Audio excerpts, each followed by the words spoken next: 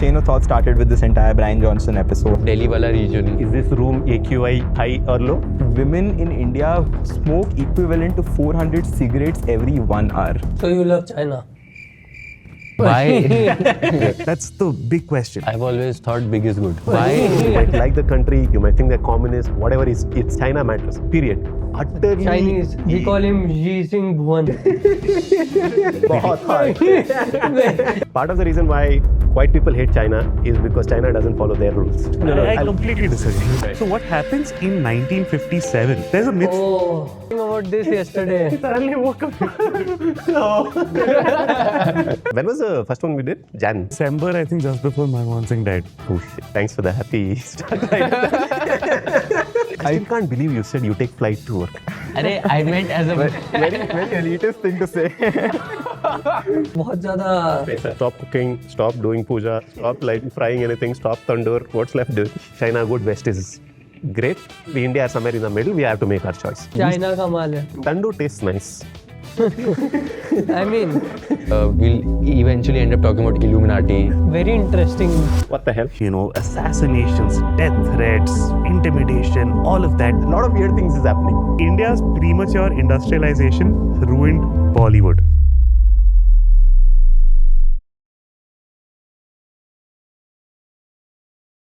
Okay, ladies and gentlemen, take 2 of this experiment. When was the first one we did? Jan. Yeah. December, I think, just before Manmohan Singh died. Oh shit. Thanks for the happy start. Starting straight away with that. Let's go. So, the last one we essentially just winged it. So, we decided one morning saying that we'll all do it. And except for the quote-unquote manager comments, everything was good. So, that manager is me in case you people are wondering. But the idea behind doing that was, one, none of us really are experts on anything. Kashish is an expert on one thing. You'll find you'll find it out on your own. But none of us really are experts. We are a bunch of really, the textbook geeks and nerds. Every day we get to learn a lot of things. Some of it comes out in the form of daily brief videos and some of the other shows we do. But a lot of it, we don't get to write about it because daily brief is not really a place for a lot of weird things that we learn related to the global economy or whatever it is. So we figured, since we get to learn, we might as well share it with a lot of other people also. And the second thing is, the idea is, like, we want people to know that even though we write daily brief, even though we publish long videos with a lot of unwarranted confidence, we're not experts. In fact, on any given day, we are literally learning on the fly. We do fact checks and then we share it. And of course, we make a lot of mistakes, as you can see from the comments. Interesting. Interesting. So that was the intent. We don't know what exactly this is. We don't know how it should be structured. But we want to share the things that we geek out and fall in love with. I mean, we go down weird and wonderful rabbit holes. It makes our day a whole lot of fun. So the intent is just to share what we figured out. We recently started a small little side project called One Thing We Learned. It's a small website where we share 1 or 2 things that we learn on any given day. At least in my mind, this conversation is essentially the same thing for each one of us to share 1 or 2 things that we learned. Not 1 or 2 things that we are experts on, because we really aren't. In fact, if you switch the roles, if you just remove the camera, we are essentially viewers. In fact, if not for us doing this, if we were on the other side, we would be learning a lot from pretty much every single newsletter or video that we publish. So with that said, my name is Bhuvan. This is Anurag. He's the host of Daily Brief. Little said, he's Kashish. He's one of the worst backups for Anurag. Whenever we need less views on a video, he comes on. That is Pranav. Along with me, he pretty much keeps the show running. He is one of the dorkiest geeks I've met about a lot of things about finance. He's a geek on leverage. This is Krishna. He only knows one thing, which is quick commerce. He absolutely knows nothing else. And with that, we'll get rolling. So today what I'm going to do is, each one of us, we have 1 or 2 things to talk about. So I don't know what these people will talk about. we'll go in some random order, and each person will share whatever you guys want to geek out. So since I don't know, I'll ask a lot of really dumb and stupid questions. So try to keep it short. Short can be 30 minutes also, I'm okay with it. But keep it concise. So let's not ramble like last time. Whenever I get a sense that you guys are really going off the track, you have... so I'll interject. So with that, who wants to go first? You want to go? Yeah, I can. Show us yours. In the recent budget, there were a bunch of things that happened. So one of which was about nuclear power projects. So let me start by first saying what nuclear essentially is, what nuclear energy essentially is. That we know. It's okay. So, but just to give, it doesn't emit any carbons. So it is better to use that as in electricity के लिए. But there are a bunch of psychological issues that people have on the usage of nuclear energy because of the Chernobyl incident and the other incident which I don't know how to pronounce. Fukushima. So back in 1968, the government had proposed this plan called Atomic Nuclear Act, which meant that only government can control all the nuclear power reactors projects, whatever is going on. No private players or foreign players can come into it.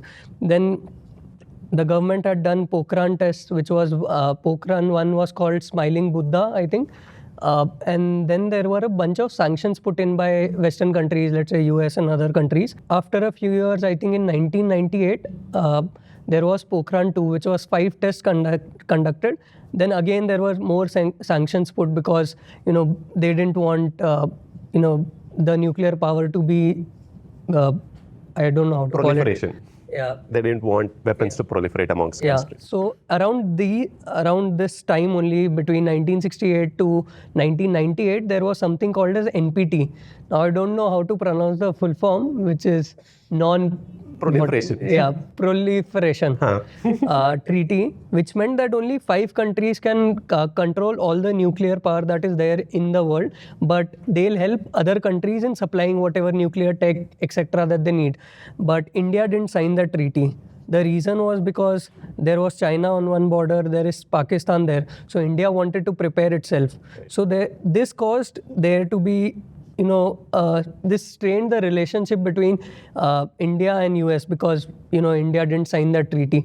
And this stayed around till 2006 tak aisa hi tha. But around 2006, US and India signed a deal or just were talking in talking terms ki why don't you separate civil use of nuclear and military use of nuclear so that Western countries will supply you all the needs, nuclear related needs that you have. So this happened, and this was a monumental deal because you have this whole decades of baggage that you don't get nuclear things from other countries, and then suddenly you have this deal. So this was a really big thing. Then there were all things were going good between US and India, but then 2010 came, which is I've written this down, which is the Civil Liability Act. The Civil Liability Act means कि एक operator होता है and there is one supplier. The operator is a state-owned company, NPCL. So the operator operates the nuclear plant or whatever. Everything set up, everything is done by them. Essentially, they operate the plant, and supplier means basically nuclear tech, etc. All the things will be supplied by someone else, which is foreign players, whatever. So the Civil Liability Act did कि if anything were to mess up, anything like Chernobyl were to happen, then the liability would go on to the suppliers and not the operators, which is not the case in any of the countries. Right. So if any Chernobyl kind of incident happened, operator NPCL wouldn't get the blame, but the supplier. Right. And in that case, what would anyone do is the suppliers would go back to their countries, because why would they want this baggage on them? Yeah. Because essentially it's operator who is responsible for running, not the supplier. Supplier का job है कि मैंने माल दिया, तुम जैसे use करना चाहते हो करो. So nobody wanted to supply. Yeah, nobody wanted to supply, and from 2010 till now, there was no literal progress on the nuclear front. So do you know if we were continuing to construct plants between that time period? I have little idea because there is little written about it. But I think there were some plants that were there, but suppliers were, they didn't want to get Which meant into. that we were hamstrung. Yeah, but on the other side, we also, during these years, we had set a target that by 2047, we want some 100 gigawatts of nuclear energy.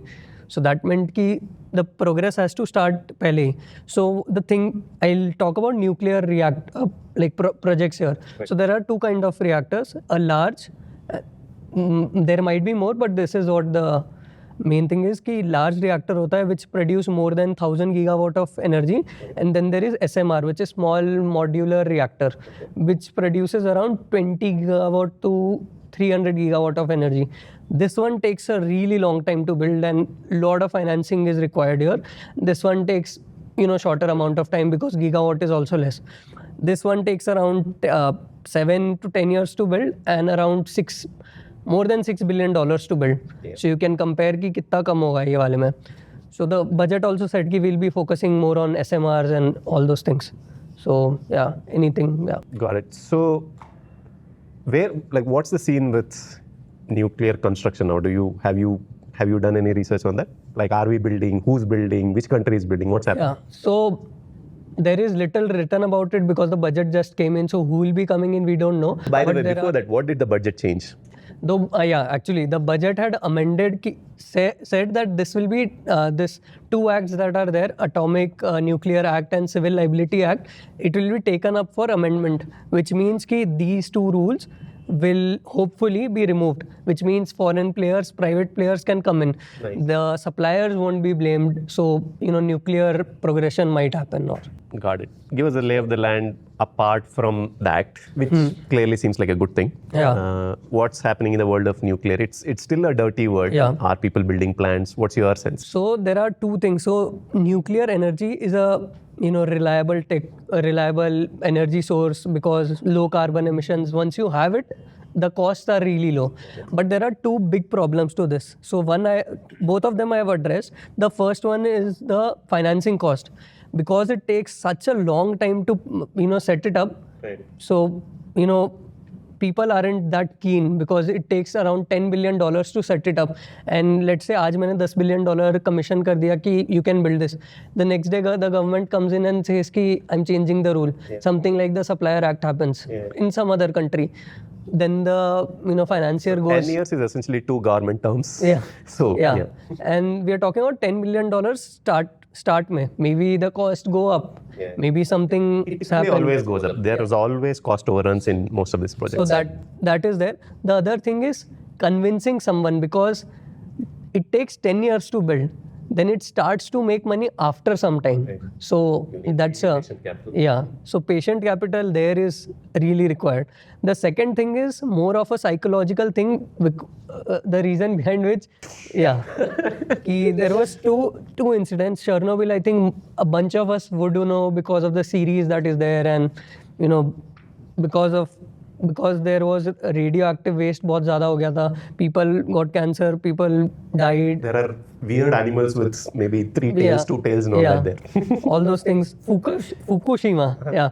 Fukushima was on a slightly lower scale, but it was still a big thing because there was this water thing or some lake thing that got destroyed because of the nuclear runoff, if I remember correctly, seeped into the oceans. During Fukushima. The ocean. Yeah. Okay. Because Japanese is there's no rivers technically, so it's just the ocean. And there was, I still remember, I was quite young, but I might get it wrong, but somebody had written something saying that it's bound to impact all the countries around the world to X amount of extent or whatever. So I should have read more, but I was very young. I remember the fear around that time. So I have this question here. Psychological factor remains more than financing. I think that's a bigger problem or hurdle to solve. As in the case with Germany that we see, they recently decommissioned their last few nuclear reactors because they wanted to shift away. My question here is कि I understand where the Civil Liability Act came from because यहाँ पे the operators were sort of being safeguarded. But again, they went to the extent of literally just diversifying away all of their risk. How are other operators working outside other countries? How do they safeguard themselves from such civil liabilities? बाहर क्या होता है? Like how is it successful there? What do they do? Let's say from a policy standpoint, do we have any idea? I know for a fact that, so I think US had that 3 Mile Island was it? I think they had a similar incident where it had something to do with a nuclear plant going wrong. Post that, there was such fear. It's essentially Fukushima before Fukushima, that US ended up creating a massive bureaucracy where it takes few years for your application to accepted and for them to reply back saying that your application is good. This is application. And post that, they changed so many rules, they imposed so many requirements on the safety requirements that it became technically unviable. And if my understanding is right, I don't think US has constructed a nuclear plant in a very, very long time. So it's very, I think there's this one VC called Josh Wolf. He's been doing a mini campaign on Twitter saying that nuclear energy has to be renamed as elemental energy because nuclear has become such a dirty word. There is so much baggage. If I remember correctly, I think China is now slowly, so across the advanced world, the number of projects have, if not declining, they have remained stagnant. So China is now starting, I think SMR, right? That's what we were discussing. They are focusing on SMR, which is a small modular reactor, because it's cheaper and. So I have more to add on why China is doing that, but we'll get to that later. So, but there's one more thing. Sorry, I forgot to add the financing bit. There's a bunch of labor cost also because you need precise engineers. So that's the US thing. I just remembered. So apparently there isn't any skilled workforce because nuclear industry died, like in between Fukushima, Chernobyl, etc. There was no activity happening. So if I remember correctly, the number of companies which can even build nuclear plants, it's ridiculously small. The labor who understand nuclear complexities to even work on nuclear plants, it's ridiculously small. So if the world has to decarbonize, if the green transition has to happen, I think it's dawned on everybody that nuclear energy is indispensable. Yeah. So despite it being a dirty source of energy, or perceived to be a dirty source of energy, policymakers are slowly starting to realize that they need it. But at the same time, it's as good as, it's like both a chicken and an egg problem. Both has to materialize simultaneously. The talent, the complexity, the know-how, the dismantling of the bureaucracy regime, making sure that it's in the interests or the financial interests of companies to even get into this. I think, it's my gut says a lot will happen in the... There was one more question that I had. I didn't get a chance to do much of reading on this. My question was, if not nuclear, there are other renewable sources as well, like solar and wind.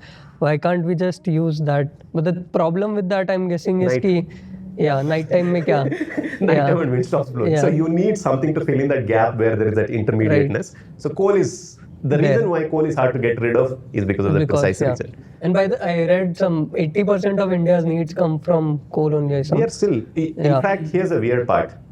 China installed more solar and wind last year, but the coal usage went up. And this is the same time their EV adoption went up, solar adoption went up, wind went up, nuclear went up, coal also went up. So there's one thing that I wanted to add with respect to this. You really want to ask it? No, add actually, not a question. The thing is this psychological, so when I also got reading to it randomly, I don't know why, when I got into Germany and all, वहाँ पे, and I guess we had this conversation where if I were to ask someone, what is more riskier, taking a car to work, मतलब car as a mode of transportation or flights? Everyone will say flights is more risky. Who takes a flight to work? No, I'm just saying as a form of commute, as a form of commute, flight looks more risky, but there are more deaths happening in car accidents than flight accidents. But why does flight look more risky? There wouldn't be someone again, there. There's a perception. So यहाँ पे risk of perception, I was reading to this Our World in Data का this thing where they sort of ranked different sources of energy based on number of deaths.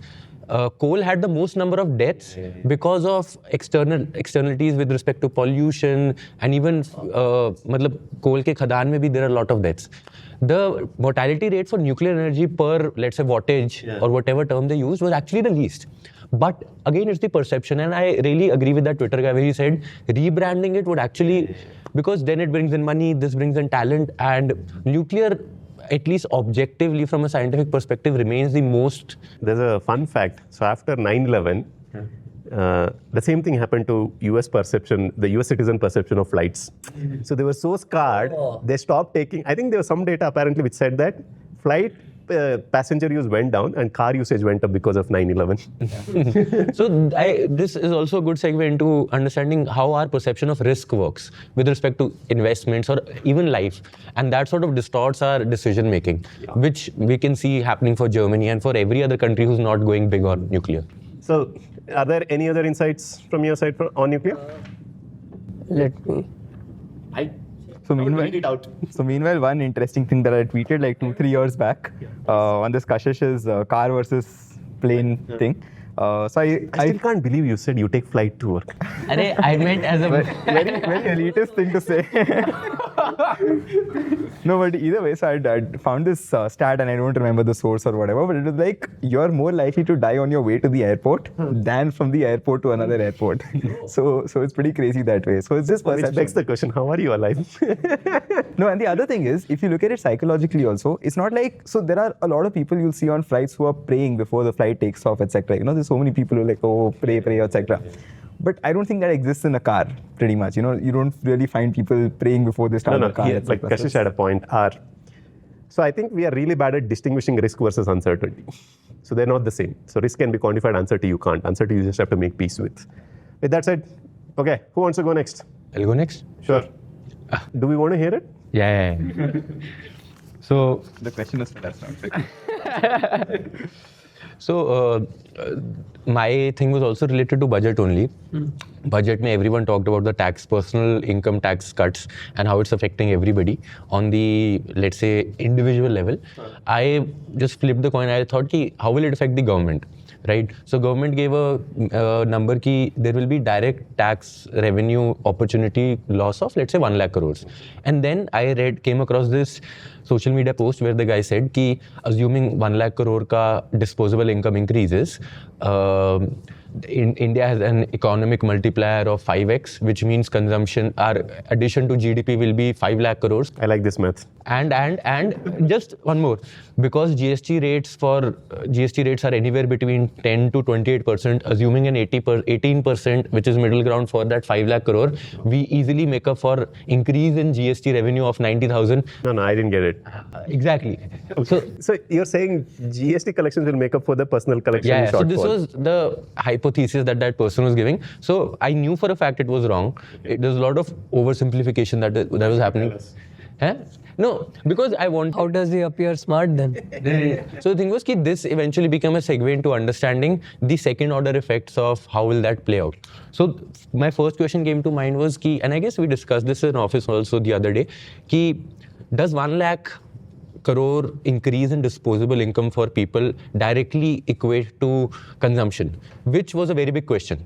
Now, यहाँ पे बहुत सारे nuances थे. So I asked ChatGPT to give me a bunch of academic reports, now be it RBI, MOSPI, and even Milton Friedman वगैरह के भी दे दिए, where they sort of were hypothesizing, does increase in disposable income lead to increase in consumption? There is a correlation, yes it does, but there is a lot of nuance to it as well. So first and foremost, most of the research that was done on increase in disposable income, and disposable income can increase. These are also white people studies, I'm guessing. Yeah, white people, but also जैसे NIPFP जो policy. It's okay, then we are covered.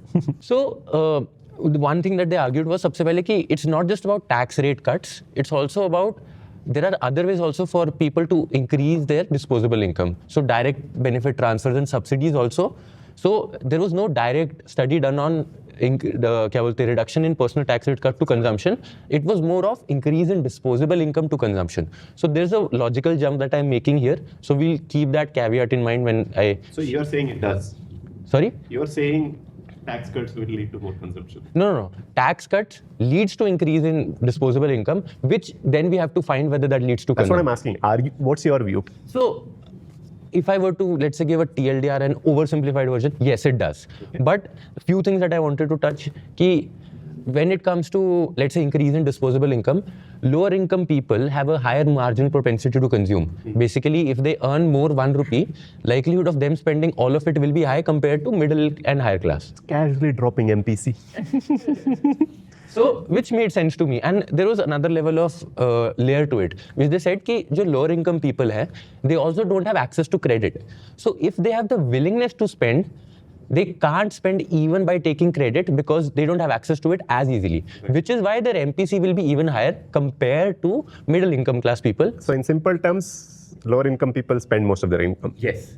Now, then I mean, that's by. But I just needed more. The problem with finance is you need a paper to prove it. And not just common sense. But also the fact how they connected credit to it. So that was a new angle. And so my next question tha, so this tax cut that is happening, who is it benefiting more? So that, again, now this is just me hypothesizing. Pehle bhi tax was more or less negligible for people earning sub 7 lakhs. Now it's become 12 lakh.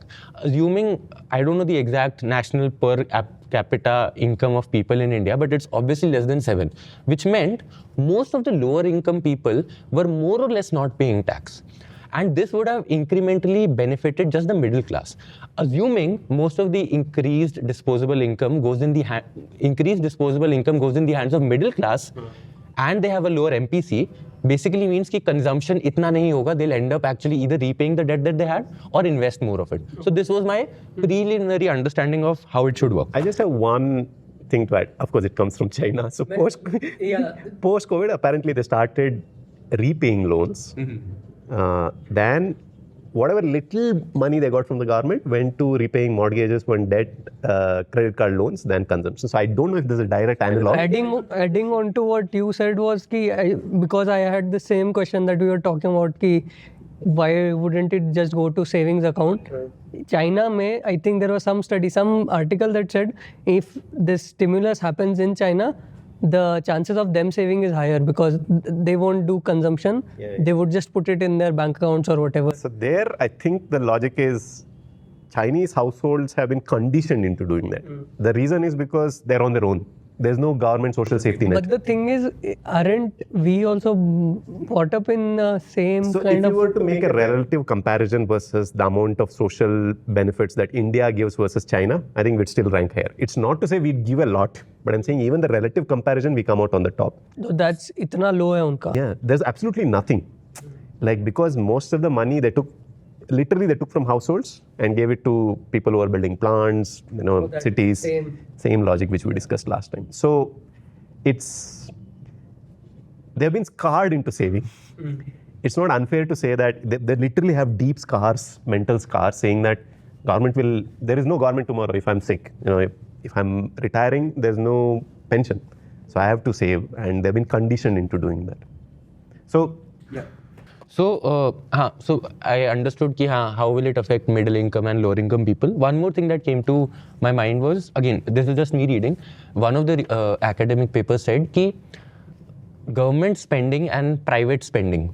Government spending has a direct and greater boost to GDP in a shorter term than private spending. Then I asked, why do you say so? Who did you ask? GPT. So, what's the essence behind it? So they were like, again, the point came to MPC only, because 100% of government spending will actually go into the economy, in the formal economy, and it gets rotated. Whereas a good chunk of consumption spending, जो लोगों के पास जाएगा, that might not end up getting spent, all of it, because of MPC as a factor, and also how they save, how they behave, all of that.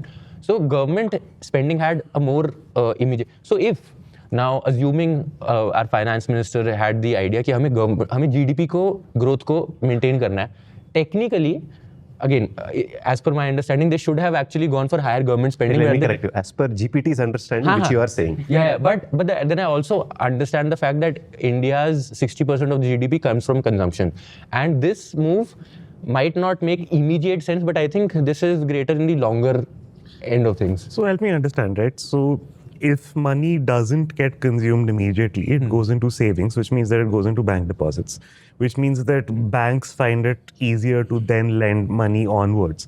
So how does that, chain of the multiplier play out? Elongates the multiplier effect. It eventually does play out. If in the end, अगर उनके पास ज़्यादा dispose, फिर वो अगर save और invest भी हुआ, it let's say becomes a productive capital, it increases the gross capital formation in an economy, it gets added. But there's a when we talk about direct consumption, that actually has a more immediate effect on the multiplier than investments, because उससे थोड़ा delay आता है. But is it like, a difference between running on a treadmill and building muscle in terms of... Yeah, that seems fair. That's a then यही है कि most of the मतलब our understanding of how GDP works is, let's say, consumption led. In that manner, every economic model is flawed because most of it runs on the fact that the more the consumption, the better we are. Is this your statement or GPT statement? This is my understanding. We're gonna block your face out. Put GPT logo. Yeah, in between we can. So this was my one rabbit hole that I went into, and I still have a lot of unanswered questions. No, like we were discussing, even I don't have a clear idea. I'm unwilling to make the logical jump saying that tax cut, more disposable income equals more spending. I think there's a lot of ifs and buts. Maybe we should do a daily brief story. We can do a literature review of sorts, since GPT has done most of the work.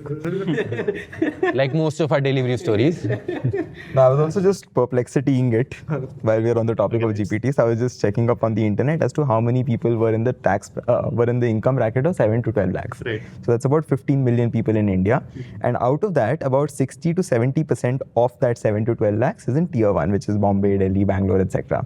So that probably could be a good, insight into the spending propensity, etc. Because these people will also have more education in terms of, again, I'm just hypothesizing, but will probably have more. Like I said, so I'm with Kashish on this. I have more questions than answers. Yeah, of course, even I do. But I'm just अब मैं ज़्यादा putting some confused हूँ. facts. Wait, so But isn't it like just basically a Southeast Asian country, right? Higher income, more education, 15 million people.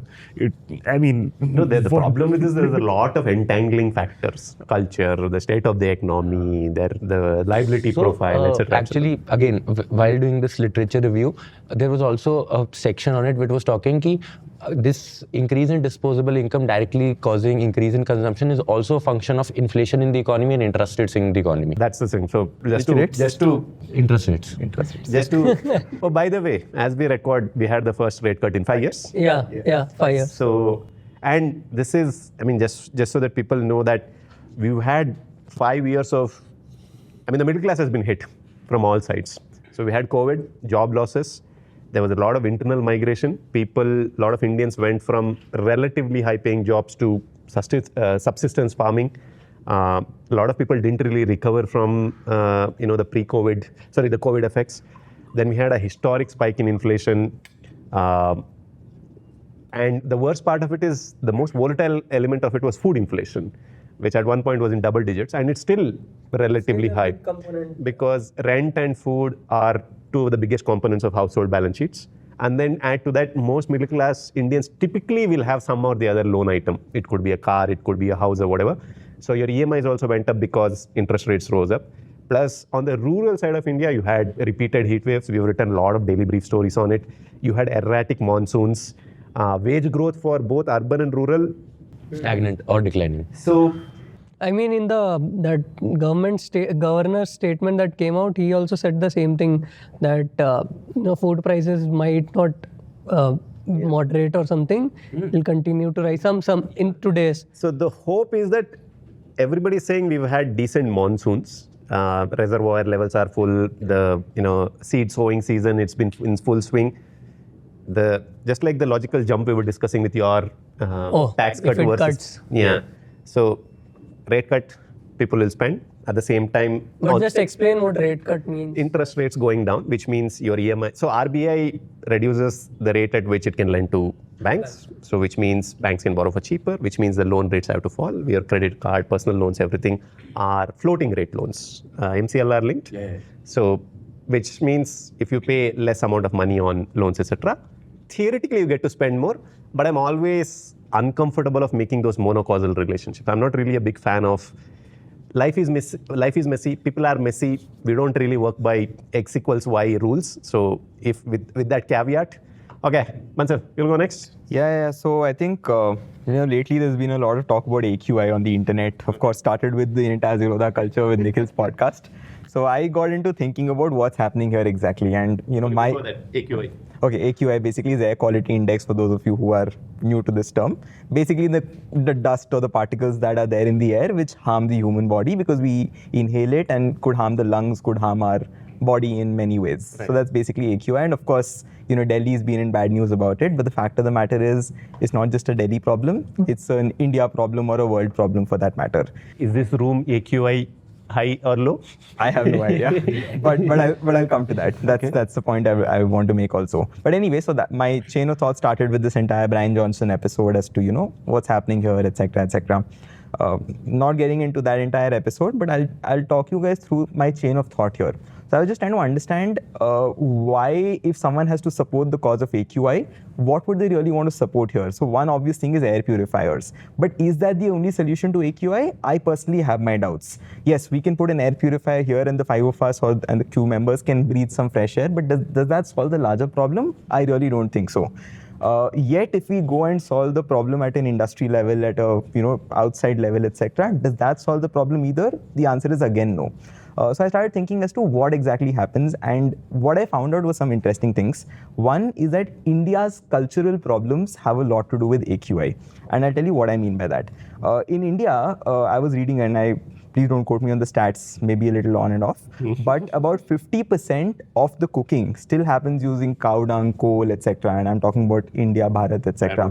Now, all of that, and especially women in traditional parts of India, inhale a lot of PM 2.5, which is a particular particle of the air which hits your lungs directly, which you cannot see with your naked eye in most cases. Air purifiers can pick it up, but they really damage your lungs in the long term. So about 50% of us use biofuel to cook. And the interesting part is, in India, we use things like chulha, which is your coal gas. Then you use tandoors. There's a lot of oil frying, which means your pakoras and your samosas and everything else, which does not really exist as much abroad, right? So all of that is very prevalent in India, and all of that releases only. But tandoor tastes nice. I mean, So this is a sacrifice I'm willing to make. tandoor over salad. Sorry, go on.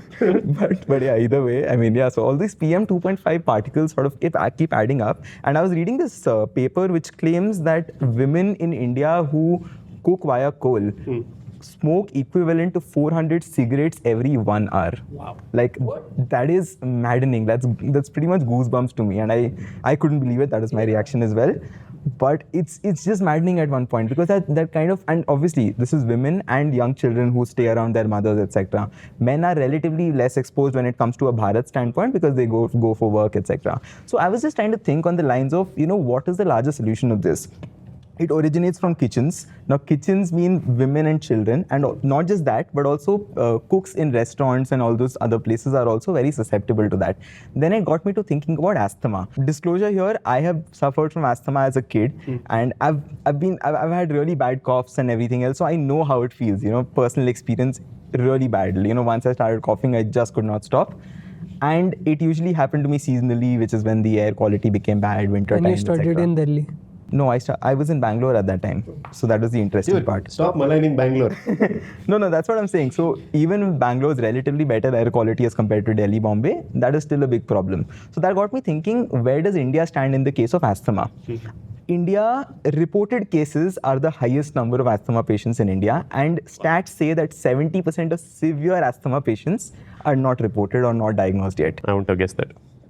So US is still behind, US medical conditions, US testing, etc. is a lot better. Still there a couple of million people below us in terms of asthma patients.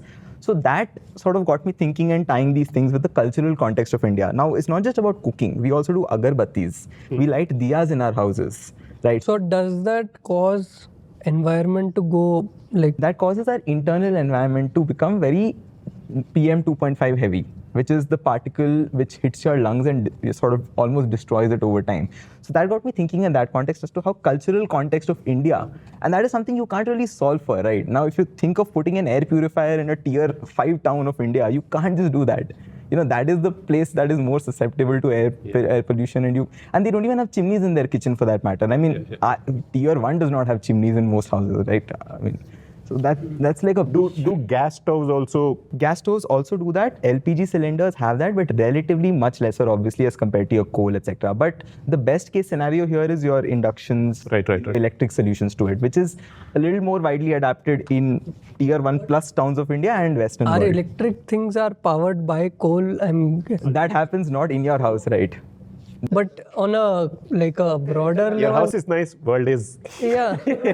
So I'll come to the outside part also, but I'm just talking inside right now. The other thing then I started to think about is, all of these green buildings that are coming up now. So, one problem that can be, one thing is air purifiers are not really a solution to the large scale problem of AQI in India when it comes to a Bharat standpoint.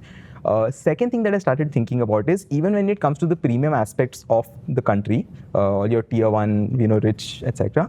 The problem is all your green buildings today, all your, environmentally. What does green building So mean? these are all environmentally friendly buildings which basically trap either cold air or hot air and save energy overall. So basically your temperature fluctuations are very less. So if it's cold outside, hot air gets trapped inside. So it's relatively I thought warm. green paint. That is quite lame, woman. That's Kashish level. But anyway, so that's the context. And when it's very warm outside, it traps cold air. So it's temperature controlled to a great degree. Obviously not enough, but to certain extents. Now, how they do that, from my limited understanding, is by sealing the building to some extent, so that the air does not sort of circulate as much. Now, as a result of that, the problem is the particles also stay inside. So that also does not circulate. Now, the problem is if you are doing an agarbatti in your house or you're doing a diya in your house and you have a green building, that kind of messes things up. Now, you are effectively, all your green building, etc. that you're doing is effectively, spoiling this part of the problem. Right. So one more problem to solve here is from a construction standpoint. Now, while we're doing green buildings, we're also messing around with the AQI. So it's sort of that seesaw we're going into. Okay, wait. Stop cooking, stop doing puja, stop frying anything, stop tandoor. What's left, dude? No, That's my so point, that right? you are safe. No, that's my point. So what is left, right? So that's where India is in a very strange position right now. We cannot stop all of these activities. These are so ingrained in our culture, and none of us would want to stop all of these activities that have been going on for generations. They will go on for generations. I don't have answers to it. It's just a chain of thought that I wanted to share. But but of course, I think, air purifiers and largely, obviously we've been talking a lot about it internally at Zerodha also, and the larger discussions have always been around air purifiers or monitors, etc., AQI monitors. But I think problems go far, far beyond that. Air purifiers do not solve it. And This is a nightmare of a problem, to put it lightly. yeah. So I'll just go through my notes also in case. So again, there are some historical examples also, that I picked up. There was a great smog of London in 1952, because of which, the entire London was in, pretty bad. That's the legacy of Industrial Revolution. Correct. So then Japan had an air pollution crisis, 1960 to 70, again, similar situations. And China's Beijing has had 40 times pollution than WHO standards from 2010 till, I'm guessing, today also. So these are problems not just in India, but also other places, but those are largely industry focused. In India, the context is very, very different because it's also very culturally focused. And there's a very, nuanced problem to be solved here, which is very unique to our country. And I don't know how that can be solved, but I think, that's just a chain of thought I went into and sort of... I think India has dramatically bad data when it comes to AQI, the link between pollution versus productivity versus health versus all those things. So, we can sit here and discuss till the cows come, but we simply don't have the data. A lot of these things are essentially white people studies. Yeah. So it's we were discussing, right? Even today, even in Bangalore, the place where my house is, there is no AQI data. I'm talking about Bangalore. Now imagine rest of the India. I don't even know where to begin in terms of how bad the problem is. And it's not just AQI, even your temperature, what do you call those, the meteorological department stuff, right. If you want to predict your rain forecast, etc., your meters or your, I don't know what they're called, but the measuring things are not really everywhere. Weather stations are not really everywhere. So you can't just say, it's going to rain in Bangalore today. That's a very vague statement to make, right? It could rain in JP Nagar, could not rain in Whitefield for all you know. No, that's this measurement problem across, including the economic data we rely on, which is my permanent bugbear. It's a nightmare problem. Okay, so final thoughts on this thing? No, I think if anyone's looking to solve this, as just a small method You're going to of give them sorts- money? No, nah. What is the VC picture? Just because you're a Bansal? No, I wish I had that much money to give around. But either way, I think that's a good frame of reference to just think about, that this is also a problem that can be looked at. That's what. Couple of things come to mind from my side. This is, again, just like you were doing random Googling. One study linked worse air, you can measure by AQI or whatever you want to call it, with higher increased workplace injuries. मतलब? So if you are working in an area where there is bad quality air, if you go to the work, you are more likely to have injuries than comparable. It could be cutting your finger or losing your leg. It could be anything like workplace injuries because it messes up with your this thing. There are also studies which directly link air quality with lower productivity at workplace. There is also there a correlation causation problem there? that is too? the other problem with that. But having said that, it'll come to my this thing topic. But there was a natural experiment. So these are the best studies we get in economics, which is something happens in two areas simultaneously. So this is the natural. Like for example, assume that you want to see what happens if people are disabled. You can't disable people, put them in a work and study. So the best thing is you have to exploit situations where something naturally happens. So there was one study which exploited variability in air quality pollution. They found that, I mean, it's common sense. Decreased air quality equals decreased infant mortality. So similarly, I'm sure there must be studies, but we need to do some digging. But logical jump seems to make sense. We've been writing about AI, chips, all of this. We and nahi. I have been writing about AI, chips, all of Writing non-stop.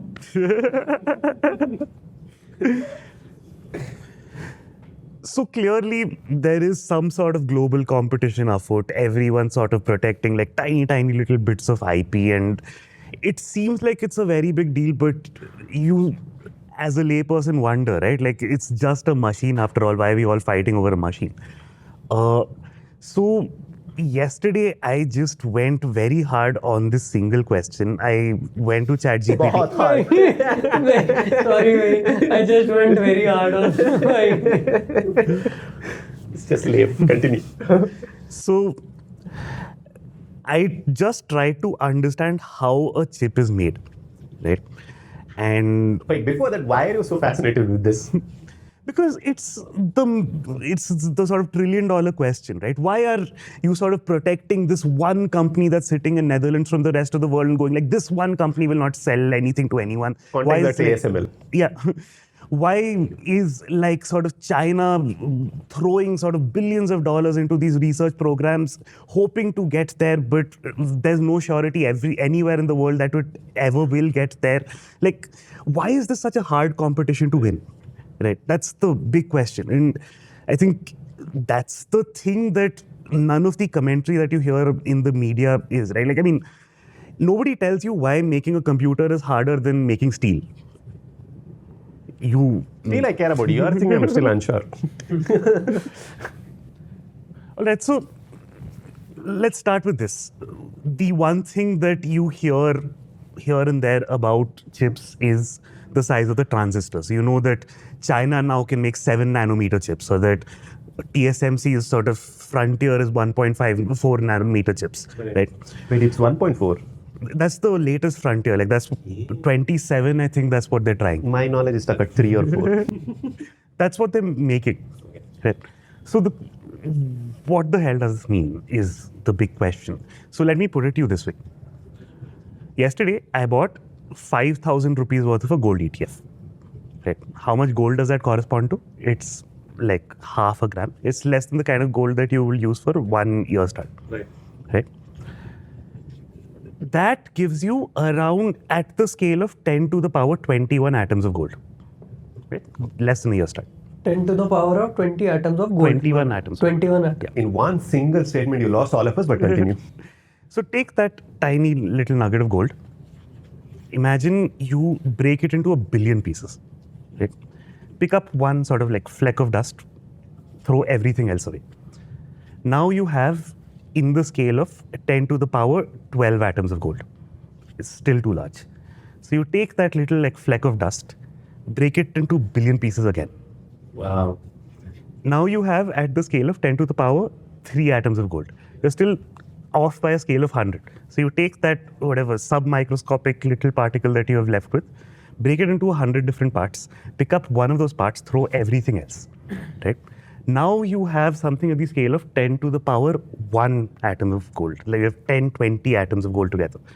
If you put that sort of unimaginably small thing in a line, now you're at around 3.5 nanometers of scale. Oh. In this case, that one thing is a transistor. Yeah. That is the level at which we are engineering things today. Bloody hell. Right? So the fundamental challenge about making a chip, making a modern chip, is that we are now engineering at scales where we are throwing individual photons at individual atoms. So how the hell do you do that? I would have hated you as my science teacher. So Okay, 1 second. So, Tarun showed me this video. You take a single hair and you put it next to this thing that you're talking about. The hair looks big. yeah, I mean, if you can see it, it's too big. Like, it's too big by a scale of 1 billion. भाई मतलब इतना मतलब, I've always thought big is good. Huh? Why? Why? eventful. My question here is कि why this race to मतलब why? Efficiency, right? Like, how much compute can you pack into like a chip? That's the question. If big is good, then you get 1 0 or 1 Your calculation. mobile phone would look like this. Not like this. The mobile phone would be the size of Bangalore. So Okay, but so in your rabbit hole diving, like you went very narrow. Did you care about the context in which it's happening? I started off with the context. So when I started this, I was like, I'll give you this grand theory about where China is and where Netherlands is and all of that. But I realized that that grand theory is pointless. It's just random facts that you recite off like some article. Okay, just for the context, maybe just to the extent that you understand the environment in this race for that. I don't even know, calling it micro seems like an insult. Micro. Micro to the times of 10. What contextualize why it's happening? Like, why is the world in such a race to it? Who are the players? Why is there such intense? Let me just finish this one rabbit hole, right? Because I think you guys need to appreciate just how crazy this all is. We're trying. Because I think once you get what we are actually doing, because we are literally performing magic, then the difficulty of this enormous project that everyone's trying to embark upon, that will become clear to you, right? So you start with a thin wafer of silicon, right? That is something that you can manufacture. It's not too hard to manufacture. It's still very hard. It's still like an extremely sort of refined process thing, but it's doable, right? You coat it with a layer of chemicals. That layer is like 1 atom thick. And then 1 second. You're coating the atom.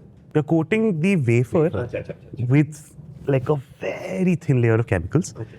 And then you start etching things onto this wafer at an atomic level, basically. Etching, carving literally. Literally, like. So, to be able to achieve that, right, you need to hold the damn thing in place. Right. Because anything can completely ruin your chip. And I'm not talking about like a gust of wind or like an earthquake. I'm talking about murmurs at the atomic levels. Like movement smaller than an atom can completely ruin a chip. So the chip technicians can't fart. No. So they can't even speak because assuming उस वजह से Like, I'm guessing they can't even move their lips. So it's not like a steel factory, right? There isn't a guy wearing a lungi that. Yeah, I'm imagining वही कि यहाँ पे ऐसे पड़ा होगा और My वो- guess is it's happening in a different room altogether. The person and the chips Yeah, are so in you different can't rooms. you can't mechanically hold the chip there. You need to basically manipulate it with forces. There is no way that you can cancel out subatomic level movements using like a machine, like a hand thing.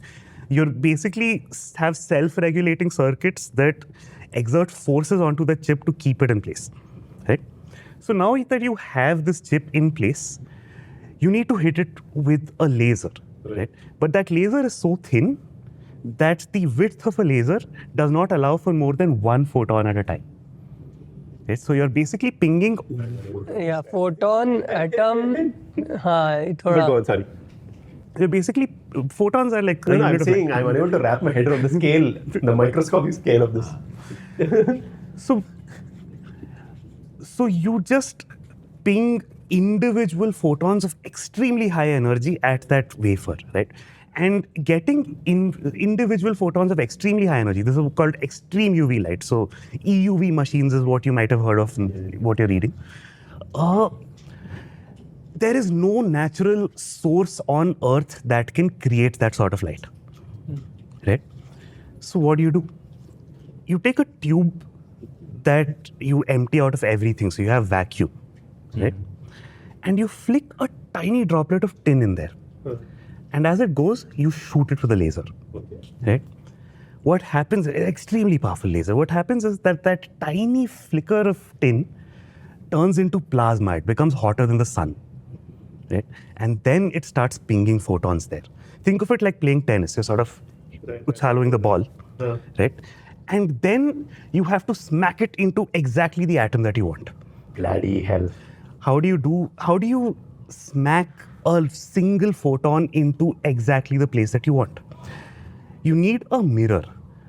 But what sort of a mirror can deflect a single photon with that kind of accuracy? It's a mirror where even a single atom is not out of place. Think about this. If the mirror that in a modern lithography machine was the size of the Earth, the tallest mountain would be 1 millimeter big. Why? His bhai became bhai. Right? So you're taking this perfect mirror, pinging individual photons exactly in place, and this is just to sort of etch one transistor. Every single chip has billions of transistors, so you need a way to do this entire thing reliably billions of times for every single chip that you're manufacturing. Magic. It is magic. There is no other way to describe it. Magic or voodoo. Either one of those things. This is the most advanced technology on Earth, right? I think you only really care about something once you realize what the stakes are. So if you don't know what the stakes are in the chip wars, the stakes are literally mastery over magic, right? And what we're realizing with our AI revolution and sort of general AI seeming achievable and all of that is that if you have mastery over nature at this incredible scale, you can literally create digital gods. Right? That's what everyone's fighting for. Operator is already I'm out. just curious. So how, and I could be very stupid with my question also, but how do I as a scientist just look at all of that happen? Like, how do I even? You can't actually see it happen. I think most of it would be computer generated. Every single bit of this is incredible, right? Like, No, so for example, you spoke about that perfect mirror. Now somebody creates that mirror, something happens. How do you measure that and stuff like that? Because you're talking about, I don't know what scale of precision, but honestly, I don't know how you create that sort of a mirror. There is only one company on Earth that is capable of it. It's called Zeiss. It's what makes that Carl Zeiss spectacles also. Nobody else on Earth can do it. So, how do you do it? I have no idea. This is like, there are infinite rabbit holes in just that one machine. Apparently, Looks like you lost your head at the subatomic level. After that, it stopped working. how do you even start processing what is happening, right? It's just, none of it makes sense at the scales that we can imagine. And this is stuff that we're actually doing. Like, there's an international competition to do this. So, Is there a physical, when I say, I mean like physics-wise, physics as a discipline, is there a limit to how little can we go? Assuming कि अभी we are dealing in terms of singular atoms, कि there is a layer of one atom. Is there a possibility कि we go subatomic? We are talking about gluons and quarks. We stopped there. Sorry? Subatomic particles. We know there are atoms are made up, but I don't know the science behind this. basically, what starts happening is that you want to stay on this side of quantum physics. That's the basic rule, right? Yes. That you need Newtonian laws to apply, because there is a point at which Newtonian laws stop applying and quantum laws apply, and there a machine can't work. There is no predictability. Here's the dumbass quantum 101. Something is both yes and no, simultaneously at the same time. Like the famous example is Schrodinger's cat. So you put a cat in a box, it's alive and dead at the same time. How do you measure it? You take a look at it, then you know. But having said that, it's a very imperfect science, a discipline of physics. We know what's happening, but nobody knows why. Nobody knows how do we even deal with this thing. Nobody knows how to wrap this thing around it. There are some famous code I'm unable to recollect, but it's essentially that. Something is yes and no at the same time at such microscopic levels. But how do you know it's yes or no? When you measure it, it freezes in time. So that's the way I've understood quantum physics. No, but actually going a little ahead on Kashish's question itself, do we forget science stops us or physics stops us, but do as humans we stop at a particular point? Because let's say, for example, stupid example of a mobile phone. I mean, this is my mobile phone. This is a good size. I don't want my mobile phone to look like this much. Doesn't come of any use to me. So do we, with that respect, stop at some point in time, or are we as human beings okay infinitely making things It's not smaller? just a race to make a smaller and smaller phone, right? It could also be that we freeze a phone at this size, but then that phone can exponentially do more and more things. Ultimately, if you have agentic AI and general AI and all of that, you'll want your phone to be able to do your stuff for you. So, More that's the dense. thing, right? The frontier is 1.4 nanometers. That is 10 atoms of gold together. So, again, stupid question. ये जो Moore's law है, Moore's law talk about, I'm saying it correct, right? It talks about this only, right? कि Moore's law was basically how much computation power can chips have. Is it? So it's exactly this we're talking about, It right? stops at some point, the way I understand it. Moore's law is not like Newton's laws. Moore's law is... Yeah. No, but I asked this question from whatever I've read about Moore's law. This is exactly what we're talking. I just read it from a academic point. You're talking about engineeringly, how is that being solved? Moore's law is, it's sort of like, imagine if you just look at India's GDP figures and then you come up with a rough heuristic that every 5 years this will happen to our GDP, right? It'll go by 20%, hypothetically. And then decade after decade after decade, it just looks like, okay, every 5 years this is going up by 20%. So it kind of becomes a law, but it's not really. It's not a law of nature. Yeah. It's a nice tweet somebody said, it became a law. Okay, that is a separate rabbit hole, but we're also starting to beat Moore's law with what NVIDIA is trying. Okay, put a bow on your thing. So we are in this race. We're literally talking subatomic particle level. Okay, what happens now? To be honest, I just got lost at this point and said, hey, I am done. But,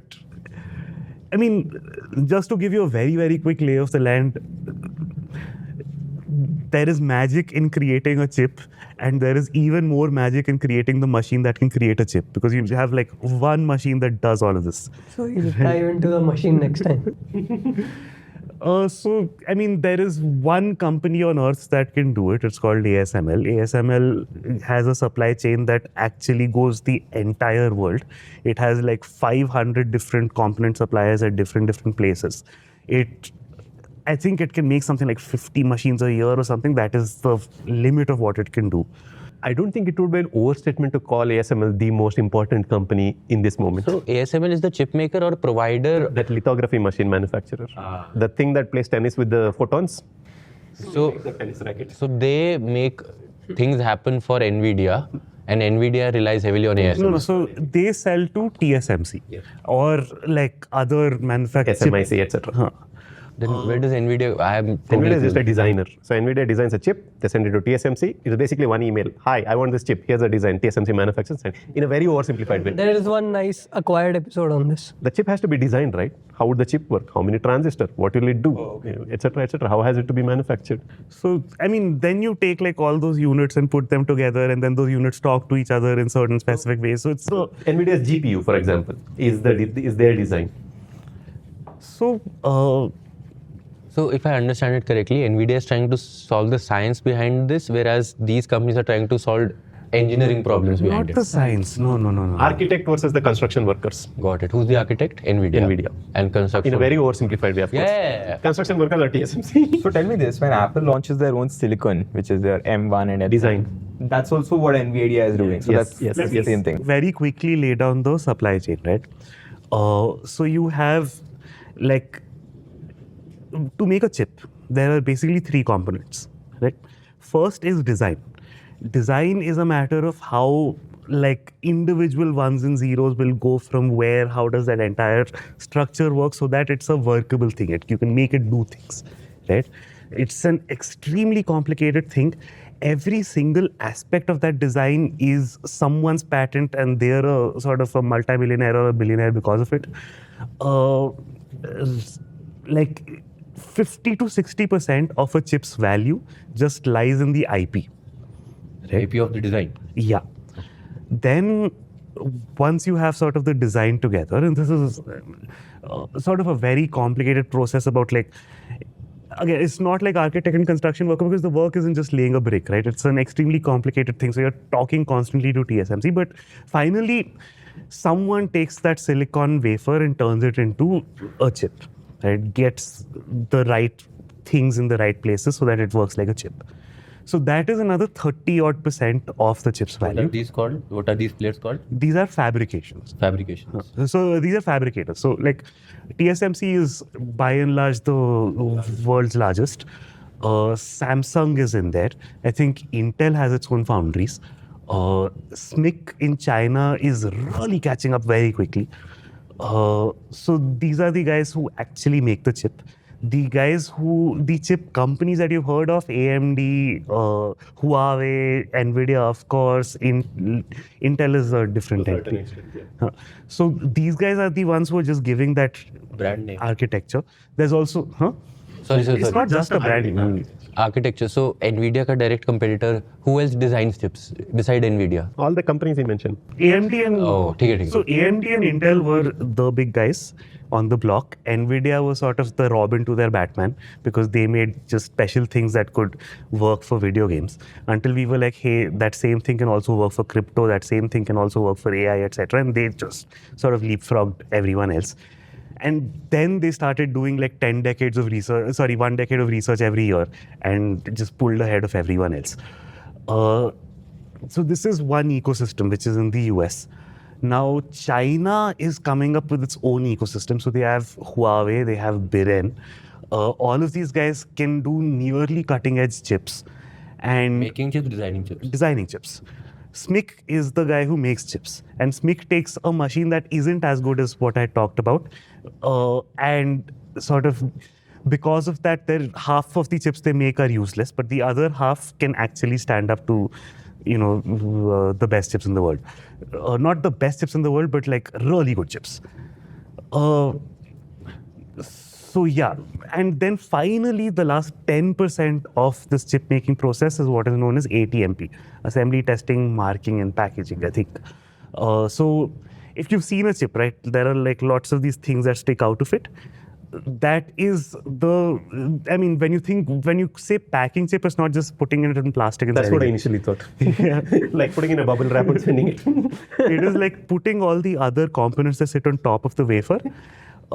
And so that is like 10% of the value chain.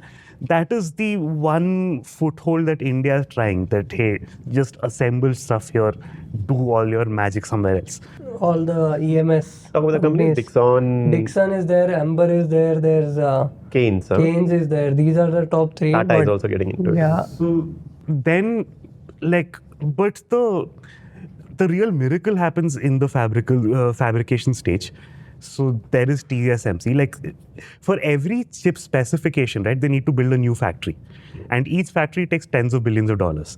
Like if you go from 3.5 to 1.4, you can't repurpose your old fab. You have to make a new fab.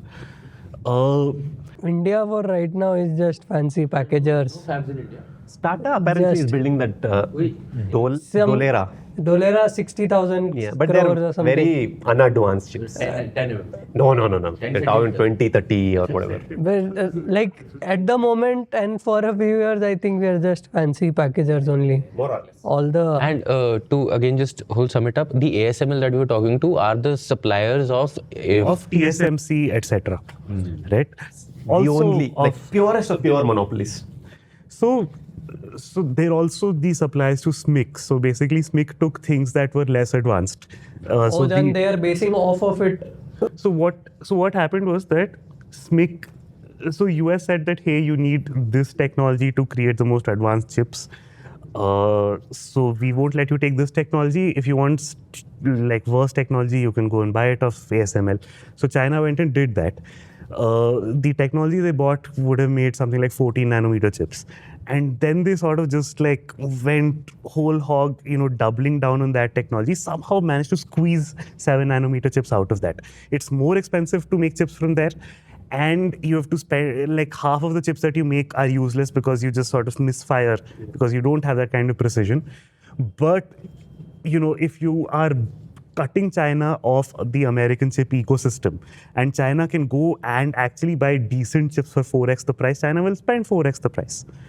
Right, so that's where Or sometimes go to the lower chip and launch DeepSeek. So DeepSeek is actually quite analogous to, like, you push the yeah. limits with the chips that are not cutting edge, but you just push it so hard that you more or less get there, but not entirely. There's this one line. Sorry, go ahead. Yeah. Sorry, one last layer. So the other part that should really worry the US, etc., is that China is also catching up on lithography. So China, so there's this company called SMEE, I think. SME. So SME, in like laboratory settings, has managed 28 nanometers. Lithography machines that can make 28 nanometers. That's really crazy. So This is all in the span of 1 or 2 years, I'm guessing. Maybe less. It's all of this is recent. So China has a lot of these state-funded labs, and because they're labs and not companies, they get like some more technology, and they're using that and innovating like crazy, and they're catching up in this race to magic. By the way, we talk about China a lot because Bhuvan is our boss and he likes it. Actually, wait 1 second. So I have a question on Pranav's thing, very basic one. Can you help me visualize what a chip looks like? Because in my head, a chip looks like a memory card somewhat. What does it really look like as a end product? Do you have a sense? No, I'm actually curious, like generally. Take that, zoom out 10,000 billion times. but is it that like? So memory is also a kind of chip. So there's memory chips and logic chips. Correct. But they're basically like, In our case, they're analogous. So for idiots. I am guessing memory card is elephant and the chip that he's talking about is an ant. One atomic part of its elephant's poop. No, like a completed chip set or whatever you could call it. Is that like a very, very small version of a memory card of sorts? No. So memory works with a different law. No, I'm saying just physical look wise. I think the later stuff, right? Your head will explode if you continue down this path. But like to the extent that I understand this, and I do not, you basically have like both memory and logic that you weld into the same like card, and then like everything works together. So it's similar, but no, I don't know how else to answer this. Okay, final thoughts. I don't have any more final thoughts, right? It's just incredible that we live in this world where amazing things happen and all we care about is just fighting each other. My understanding is not even 1 billionth, 1 by billions of yours is. Like when Tarun showed me that video where somebody inserted that strand of hair under a microscope, which zoomed in on the chip, the same question you asked. I still can't wrap my head around it. I don't have a good explanation. I can use dirty metaphor. Take a memory card, zoom in, that's a chip. But it's smaller than the COVID virus, a transistor. Yeah, that was another shocking fact I heard. Okay, so I'm the last guy. My topic is direct analog of yours. I can't recollect when. Actually, I think ever since we started Daily Brief, I've been utterly Chinese. We call him Xi Sing Bhuvan. For some reason, I've been obsessed. It's becoming somewhat of a topic addiction of sorts. I've been obsessed with China.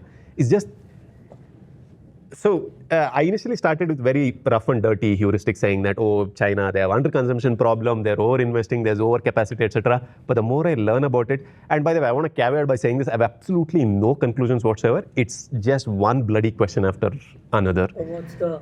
So the overarching theme is I don't think we understand China. I think all the models that we typically hear in media on our press, I think they're entirely wrong. If not, they're absolutely wrong. Which is to say that. So I'll set this up why I even got into this. A couple of days ago, by the way, I wrote about it on our One Thing We Learned website. So there's this person called Niall Ferguson. He's one of the more popular historians that we have. Depending on where your ideological bias is, you either hate him or you really think he's insightful. His claim to fame is he wrote a book saying that British Empire was a force for good. So I leave it at that. So he said he was doing an interview with one of these Australian think tanks or whatever, and he said he used a very particular term which kind of scared the bejesus out of me. He said he called China a threat, and that framing really, really worried me because whether we like it or not, we live in dangerous times. But it's not the first time, I'm guessing, someone has called I know, China but I a never threat. really contextualize it. And I also, when I started reading about China, my initial frame was, oh, China good, West is great. We India are somewhere in the middle, we have to make our choice. That was a very oversimplified frame of thinking I had, and oversimplifying is the right way to put it. So he said China is a threat, and he went on to say that, so the question was something about China's economy or overcapacity or whatever. So then he went on to say that ever since China joined WTO in 2000, that was a seminal moment for Chinese development trajectory. So the China was admitted into the World Trade System. They reduced all their import barriers. They got a lot of foreign money in. They convinced a lot of foreign companies to bring the technology, money. They said, we'll give you free people. You bring the rest. We'll start making everybody, life is good. We'll all make a lot of money. Where the story went wrong is China became good at this. They no longer needed the foreign money. They no longer needed the foreign capital. They no longer needed anything. They were more or less self-sufficient. I would say go far as they're self-sufficient, excluding a few areas. Let me put a number. So to contextualize this, China was roughly maybe 3 or 4% of world's manufacturing in 2000. So for all intents and purposes, the Chinese reform phase started in 1980, but China's story essentially starts from 2000, the year they were admitted to World Trade Organization. They were roughly 2 or 3% of the world. Today, they're 30%. 2 and 30% of the global world trade. Manufacturing base. Okay. Which is to say that China, when people say China is the world's factory, I don't think they visualize what that means. China is literally the single source of the place where literally everything comes from in one shape or form. And where did that share come from? It's essentially the West, US, Europe, Japan, Korea not so much, but Korea and Germany are two exceptions to the rule that China destroyed the global manufacturing base. So Germany and Korea grew along with China. Germany for a bit then. Yeah. Until 16, 17.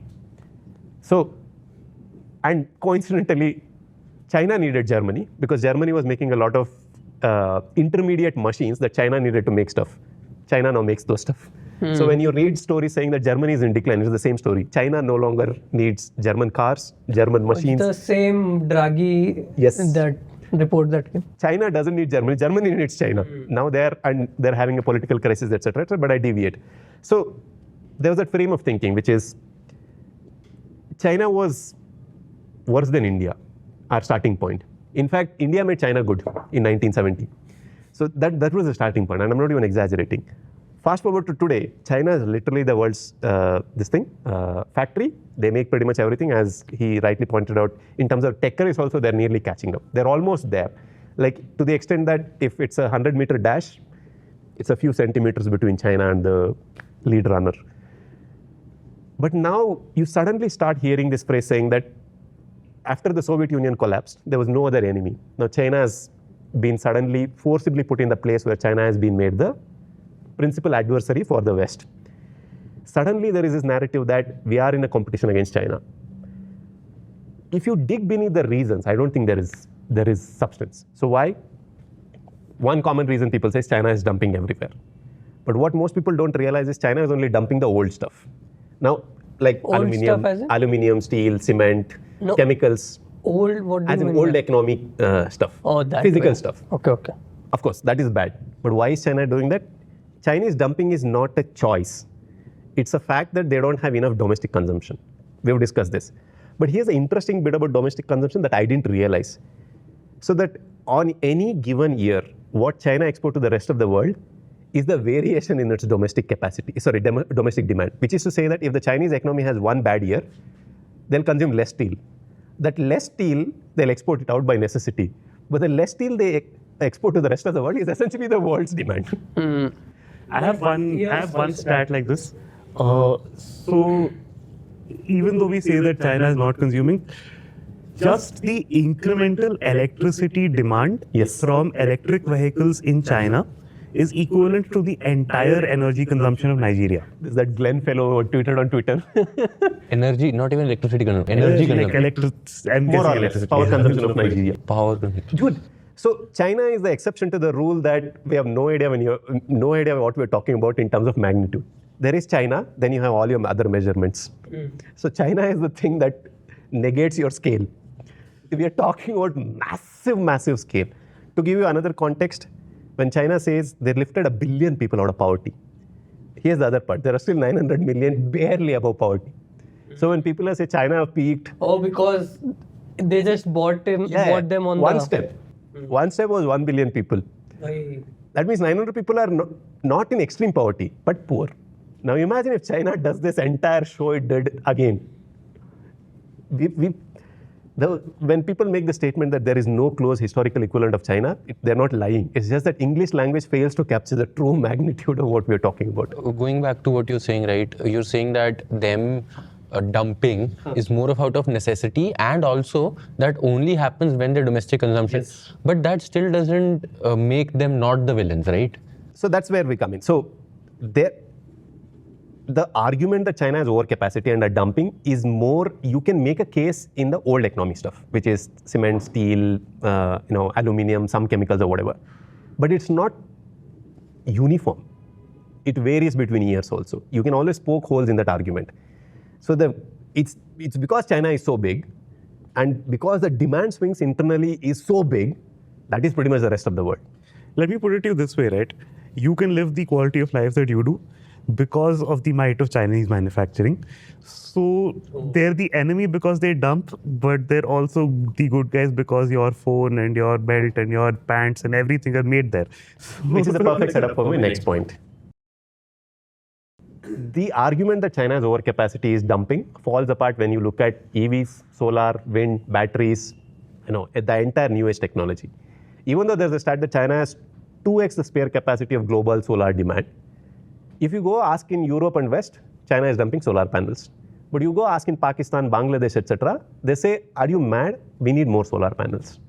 Why do I tell this? 2021, COVID happens. 2022, February, Russia invades Ukraine. There's a global energy shock. Guess where Ukraine got its gas from? They literally stole it from Pakistan, Bangladesh, and a lot of European countries. I told this last time. They've paid them saying that you cancel your contract with the other countries. You'll be taken to the court. We'll give you more money than what you'll be sued out of. For all its sanctimonious about green transition, there is a dirty transition underway. So what ended up happening is Pakistan and Bangladesh had the worst blackouts, like blackouts that lasted weeks together. It was literally out of power. Here's the surprising part.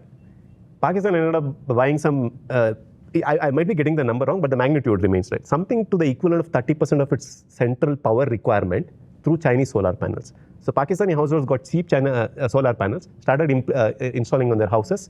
They more or less made the blackouts less worse. Now, if you go and ask Pakistan, is China dumping? They'll tell you the exact opposite. I think I should have asked this question before. What do we mean when we say China is a threat? What did the guy mean? So that's what I'm saying. So for better or worse, I think we are always thinking in terms of good or bad. There is always a black and white thinking in terms of both our personal lives and the world also. Depending on who you ask, even if you take India versus China, China is either a bad guy or a good guy. There is no in between. But very few things in life exist in black and white. And the West, to a certain extent, also needed a villain. Why? They're manufacturing-based dependent. So one of the most influential papers in the history of economics literature is this paper called China Shock. The last time I also mentioned by these two people called David Otter and the other person, I forget. So the co-author. They published this sometime around 2011, I want to say. I'll get the dates wrong again. We'll link it in the description. They said that as soon as China joined WTO from 2000 or roughly 1990 to 2011, US lost a few million jobs. Most of these jobs were from, let's say, furniture manufacturing, whatever little electronics manufacturing US had, basically the bare minimum. Because China's first leg of development was essentially manufacturing the average stuff, stitching our underwears, t-shirts, whatever. They weren't making high quality stuff. That happened much later, post, let's say, I would call it 2014. So they evaluate it, which is to say that the fancy economic terms is they graduated in the value chain. Until then, what China used to do is they used to import intermediate goods from the world, they used to assemble it, they used to sell it. It's exactly like the chip manufacturing. India is just assembling. China was just a glorified assembler. They used to make the worst, like the lowest, most least. China ka maal hai. That's also another funny thing. It used to be an insult when you said China ka mal. But today, China ka mal is literally, it's there. Chinese EV cars are better than any EV car, period. BYD's, Xiaomi's cars, they're better than Volkswagen, Porsche. I take anybody. They're literally killing it. Tesla? Everybody. Tesla is right now in US. Here's the funny part. By the way, all of what I'm saying, the theories that I'm basing is essentially on one person, which is Adam Tooze. He's a historian. He's written, I think, one of the best books on 2008 crisis is called Crash. The other book is called Deluge. It's the economic history of the post-World War I period. I think I highly recommend reading both.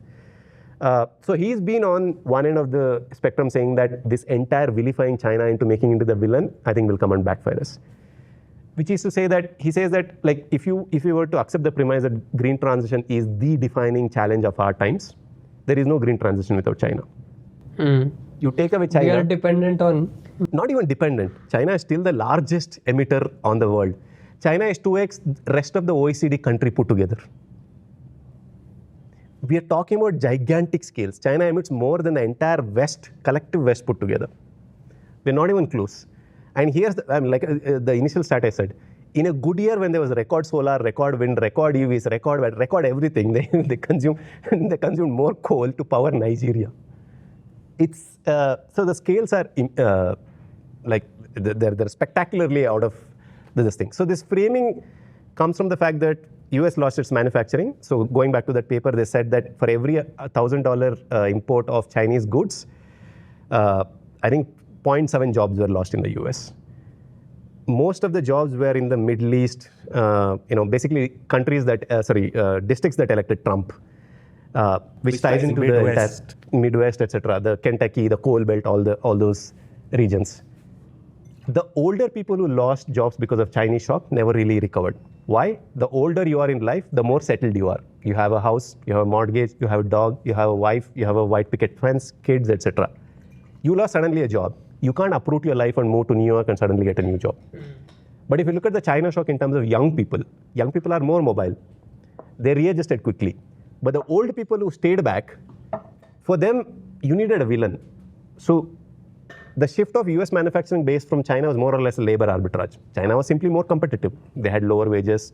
They could offer you better deals. So US companies went. Is that good or bad?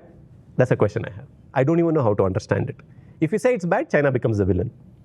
If you say it's good, then you're talking about shareholder capitalism. Should a company optimize its profitability? This is the first nightmare question one has to understand when you're saying China is a villain. The second thing that happened is China was smart.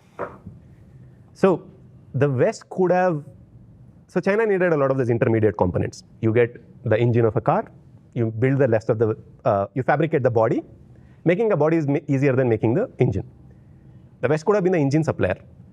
But from roughly 2000 when China joined WTO to 2008, US was more preoccupied with building more houses and fueling the US bubble, the housing bubble, than anything else. There was political dysfunction. Nobody really cared. The worst part is Bill Clinton, before he departed, said that Chinese entry into the WTO, I'm paraphrasing, is a significant event. We need to think this through. He said the world needs to come together and create a new financial architecture to accommodate what is about to come. He saw it. He made a statement to all the... Back in... This is roughly, you're talking 2000. about 95 to 2000 period. Before China, the decision was made to induct China into WTO. He said it. They knew it. They did nothing. I mean, what could they, let's say... Financial... So, you are accommodating the world's largest, most populous country in the world. You could have inducted it gradually.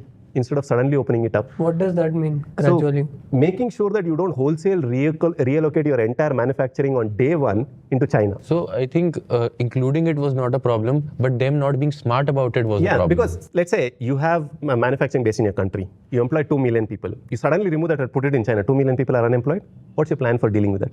Oh, that way. Are you going to reskill them?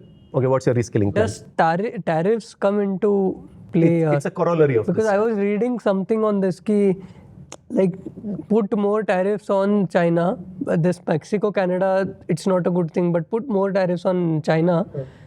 That whole consumption, that will propel the consumption to Chinese people because Tariffs is like taking a knife to shave. It's going to end badly. Or rather a chainsaw to shave, not even a knife.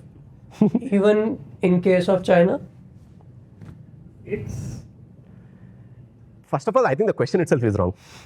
So it's you're diagnosing something which is a symptom, and you're not even understanding what is the cause. So your understanding of the problem should start with understanding why was the problem even created in the first place. It's your own short-sightedness. You allowed your companies to go seek more profits. Whose fault is that? If you allowed that, shouldn't you had a plan to deal with the people who are left out of the race? So West was very short-sighted. If I were to, And there are successful countries who have avoided the China trap. South Korea, Germany. As soon as China came into this thing, they were as exposed to the China shock as pretty much the rest of the world. I think one way of,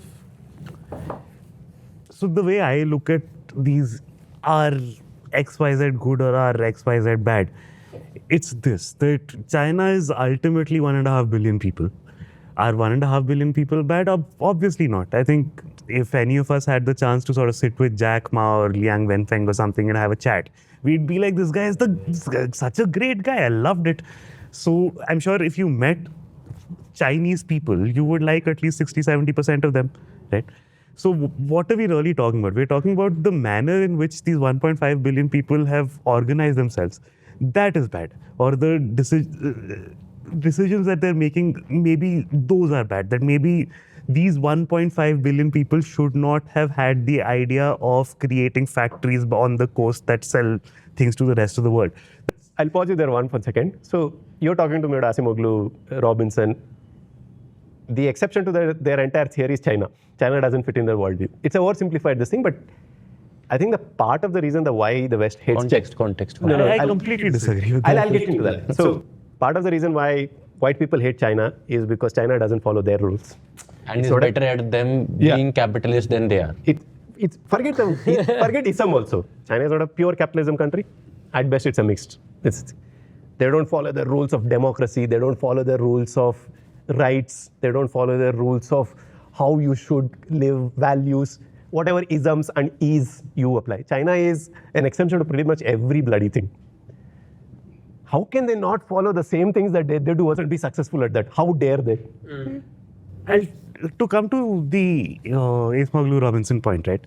Their basic idea is that in any society, the fate of any society depends on how the elites of that society behave. Do they behave in a manner where they play positive sum games with everyone and get society up? Or are they extractive, which is, do they like extract resources from the rest of society, leave all of them worse off, but prosper themselves? So now when you think about China as, when you ask the question, are they an extractive society, you have to keep a couple of things in mind. Most of the Chinese government, which is to a great extent a lot of its elite, most of its expenditure happens at the local level, right? 51% of Chinese expenditure happens at the local level. In India, that's 8%.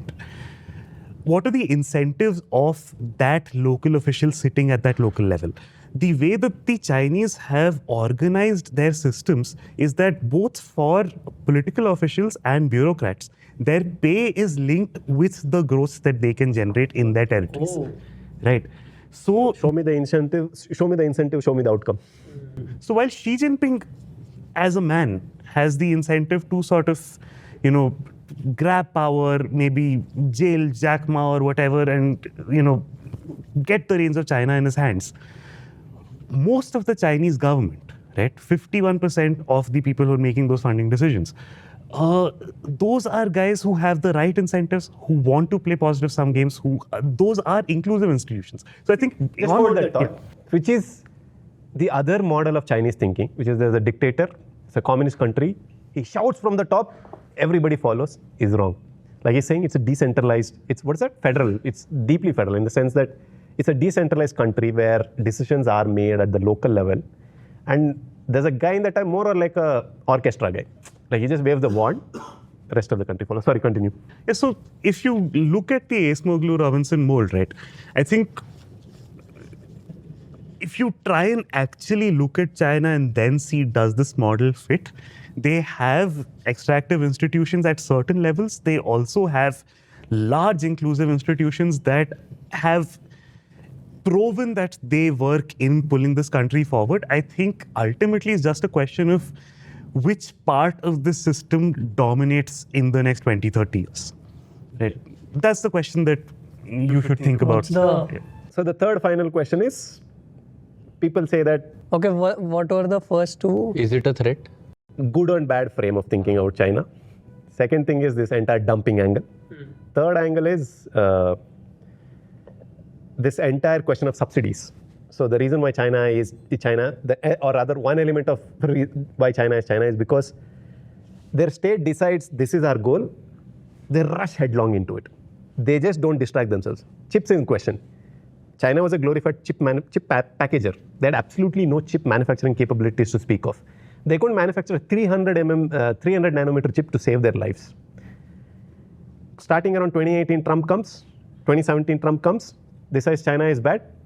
In the next intervening years, starting in let's say 2018 or 2019, they decide we need to get our act right.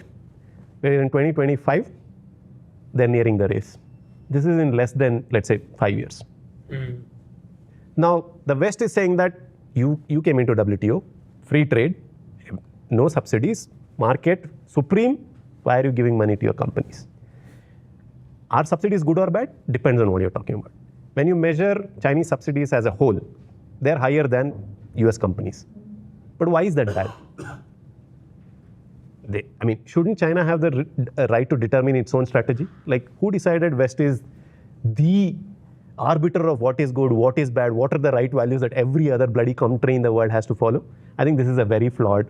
If I understand correctly, subsidy is just one of the ways to incentivize. Subsidy is a very catch-all term. West has their own ways of doing things and let's say giving preferential treatment to certain industries, right? Geopolitics is a form of subsidy. I'd go so far as to argue.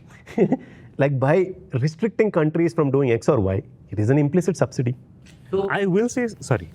So I was basically just looking at it that West has been acting a crybaby all this time because China has been doing something. Large parts of it. Having said that, it doesn't mean China is completely good, it's an angel.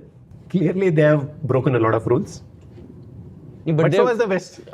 So no, you can't blame them for. So, this is a debate I was having with Pranav. The initial phase of Western development was them imposing a lot of tariffs on a lot of countries protecting their domestic industries.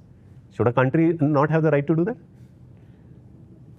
That said, I'll just qualify this with one point, right? Which is that whenever an incumbent faces a very an underdog that's really determined, that incumbent is always at an asymmetric disadvantage. So China, by the way, China has the worst PR ever. They've really lost the PR game. No, the fact of the matter is that America goes and does thousands of incredible things every single day. Let's remember, we were all shocked by DeepSeek, but we just took it as a matter of fact that, of course, the Americans will literally create AGI. Well, there's nothing America can do to impress you. But every single thing that China does that sounds a little bit like Americanisms impresses you. So it's always going to be asymmetric. So to wrap it up, these are the questions I had, in the sense that So you love China still? you have to admire what they've done. But having said that, I think let me put it this way. We are living in a world, there is China. In the next intervening decades, they're clearly the most important player in terms of technology, in terms of every single bloody thing that matters to the fate of humanity. We just have to accept that. You might like the country, you might think they're communist, whatever it's China matters, period. which means it matters to us by the way, like we consume. They have clearly the biggest impact on global financial markets on any bloody day. If you're in finance, if you're in economics, or even if you're a simple somebody who is interested in the economic question, you need better frames of thinking about this. And I don't have the answers, as was evident from the fact that a lot of whatever I said was incoherent and deeply disconnected. But I wanted to show that I'm trying to understand this, and the hope is, if I have a lot of confusions being a person who works in finance, you on the other side, if you have drawn a conclusion that China is good or bad, I think that's wrong. So at the very least, you need to question your priors. I am questioning, I don't have clear answers, and I don't think I will also.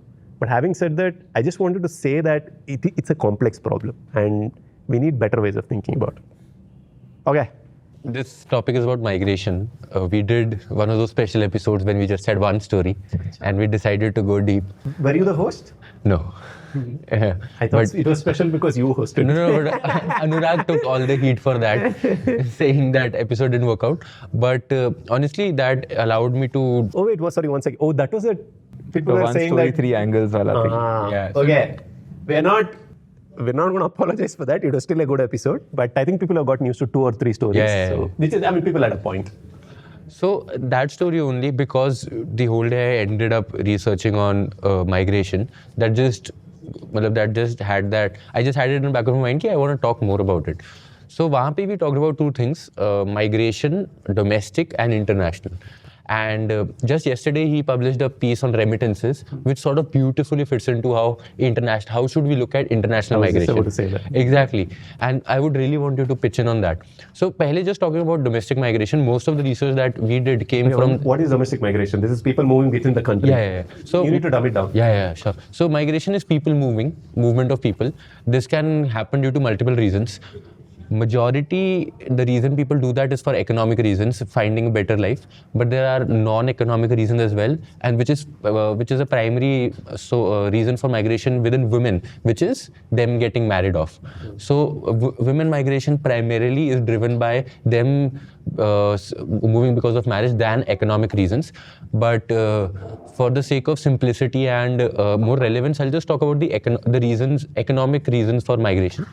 And up until very recently, let's say pre-COVID, we've had this understanding that migration was almost, let's say, synonymous to people moving from rural to urban, because we always had the assumption that urban offered much better job opportunities and better living conditions for people, which is why that happened. Earning will be better, yeah. So all of that, right? And that made a lot of sense. But when this paper came out from Economic Advisory Committee of PM, titled 400 Million Dreams. By the way, it was written by Bibek Devroy, who is one of our greatest economists. I think he recently passed away. And I think we are poorer off for it. So yeah, so in that piece of research, he basically challenged my understanding of what migration meant, and now we're in a state of reverse migration. Okay. Reverse migration is when people are actually moving back to from urban to rural areas, and the pace of migration is also slowing down, right? Sorry, one second. You're saying pace of reverse migration has slowed down? No. Pace of migration. So basically our understanding of people moving from rural to urban, that no more holds true. So pace of that has slowed down because the reverse migration is happening, I'm guessing. If you look at it, tell me.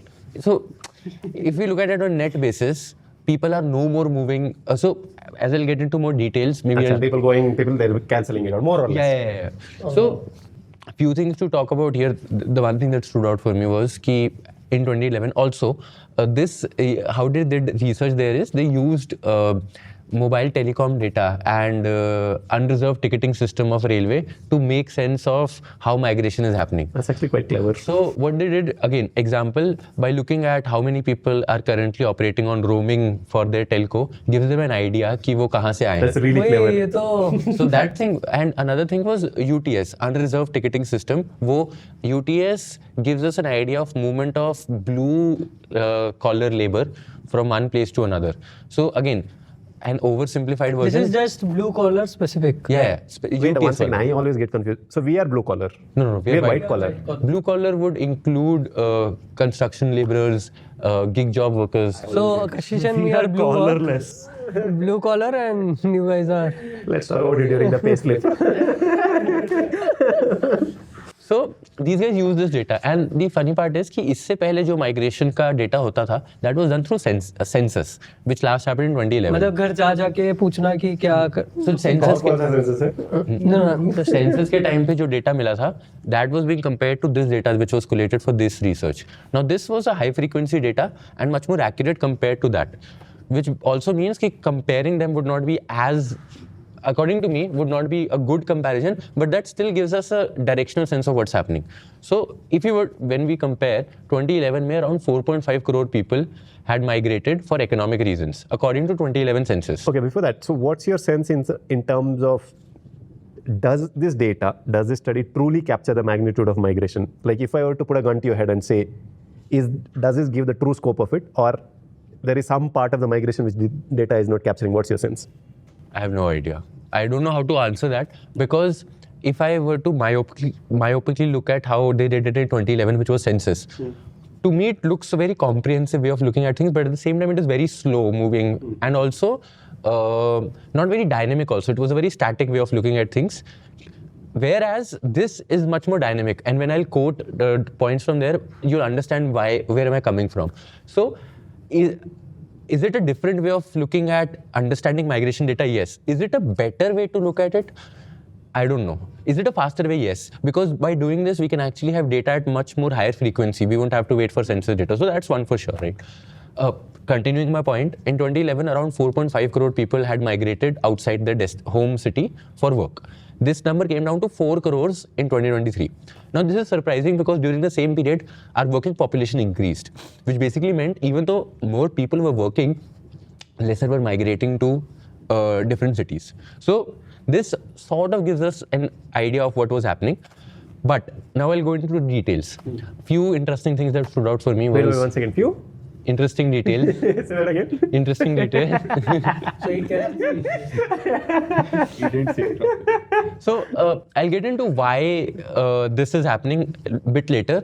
मैं अभी थोड़ा और detail में जाऊँगा as to what exactly is unfolding, because this is just a one headline number that I've given you. A few things that I want to highlight here.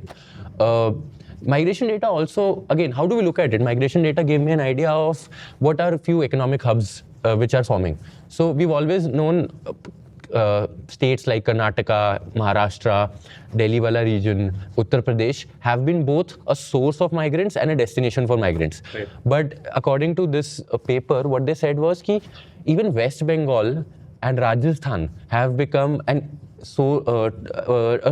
destination for migrants coming in. What are people building in Rajasthan? Even I didn't know what I had honestly. Answer, Ray, you're from Rajasthan? No idea. No. So West Bengal mein one thing I had theorized ki relative to, let's say, past 10 years, has it got incrementally better? Maybe. More people are becoming poets. So again, I don't know the answer to this, but this thing stood out for me. What's the answer for Rajasthan? I don't know. But this thing stood out for me. Something. This fella came out of there. Also, one more thing, since again, 2011 data was from census, right? That was a very static data, because now we have more dynamic ways of looking at it. What this study put out was that now there's a lot of short distance migration happening. So instead of people moving, let's say Uttar Pradesh, say coming to, let's say Bangalore, Karnataka, they'll go to Delhi. They'll prefer moving to closer places. So which also, again, it's telling us something that people now don't have enough financial incentive to bear the cost of going as far as they had earlier. Is that the only reason? This is just me theorizing. I don't know how much truth there is to it, but I think this is a reasonable hypothesis to make. And I'll get to whys also eventually later. So that was, and also there's a lot of seasonal migration happening. Again, because now we have dynamic data, we could actually identify that first there was a notion that when people migrate, they migrate for good. In a manner, they sort of permanently migrate. That's not the case based on 2023 data. They were saying that there are a lot of seasonal trends when it comes to, let's say, festivals and let's say even agriculture. So whenever, let's say, agri season moves out and ab sowing season nahi hai, agricultural kaam nahi hai, that is when people start migrating. So again, I think it was very obvious, but the fact that now they now had data. I wouldn't have guessed. So that eventually just, another thing that stood out was suburbanization. So urbanization is a trend, people moving to Bangalore. But the paper was theorizing कि because of suburbanization, Delhi के आसपास जो गुड़गांव बना, Faridabad, all of these places are actually now more they are getting in more migrants from other places than Delhi. So hubs. Oh, because of बाजू की चीजें और Yeah, yeah. develop हो गई, so people are not going to the No, main. not develop hogi. Rather, develop hogi is an outcome because people moving. Yeah. Was it specific for Delhi or No. So you they see gave this in three other examples. So cities? they said they gave an example of Mumbai. So Navi Mumbai, Khar, all of these places are now getting more crowded because Central Mumbai is expensive. Central Bangalore is expensive. वहाँ पे they gave example of Electronic City and Whitefield. Now again, people That's like Central Bangalore, Whitefield is. No, Sorry. because Central Bangalore is expensive. Places like Electronic City and Whitefield sort of sprung up. As a Bangalorean, it makes sense. So this is what they called a 150-kilometer rule. People are migrating to suburban places than proper urban places. So this was another trend that stood out for me. Now all of I was just wondering, is it purely economic or is it just like a zoning loss situation that, for instance, Delhi, a lot of it is just frozen, huh? We don't do zoning or no. zoning laws, I don't No, understand. so Delhi, for instance, like half of it is choked by these, municipal plans that were drawn up in the 1960s and So wait, I guess Our idea of municipality was probably it was written on some tissue paper back in 50s.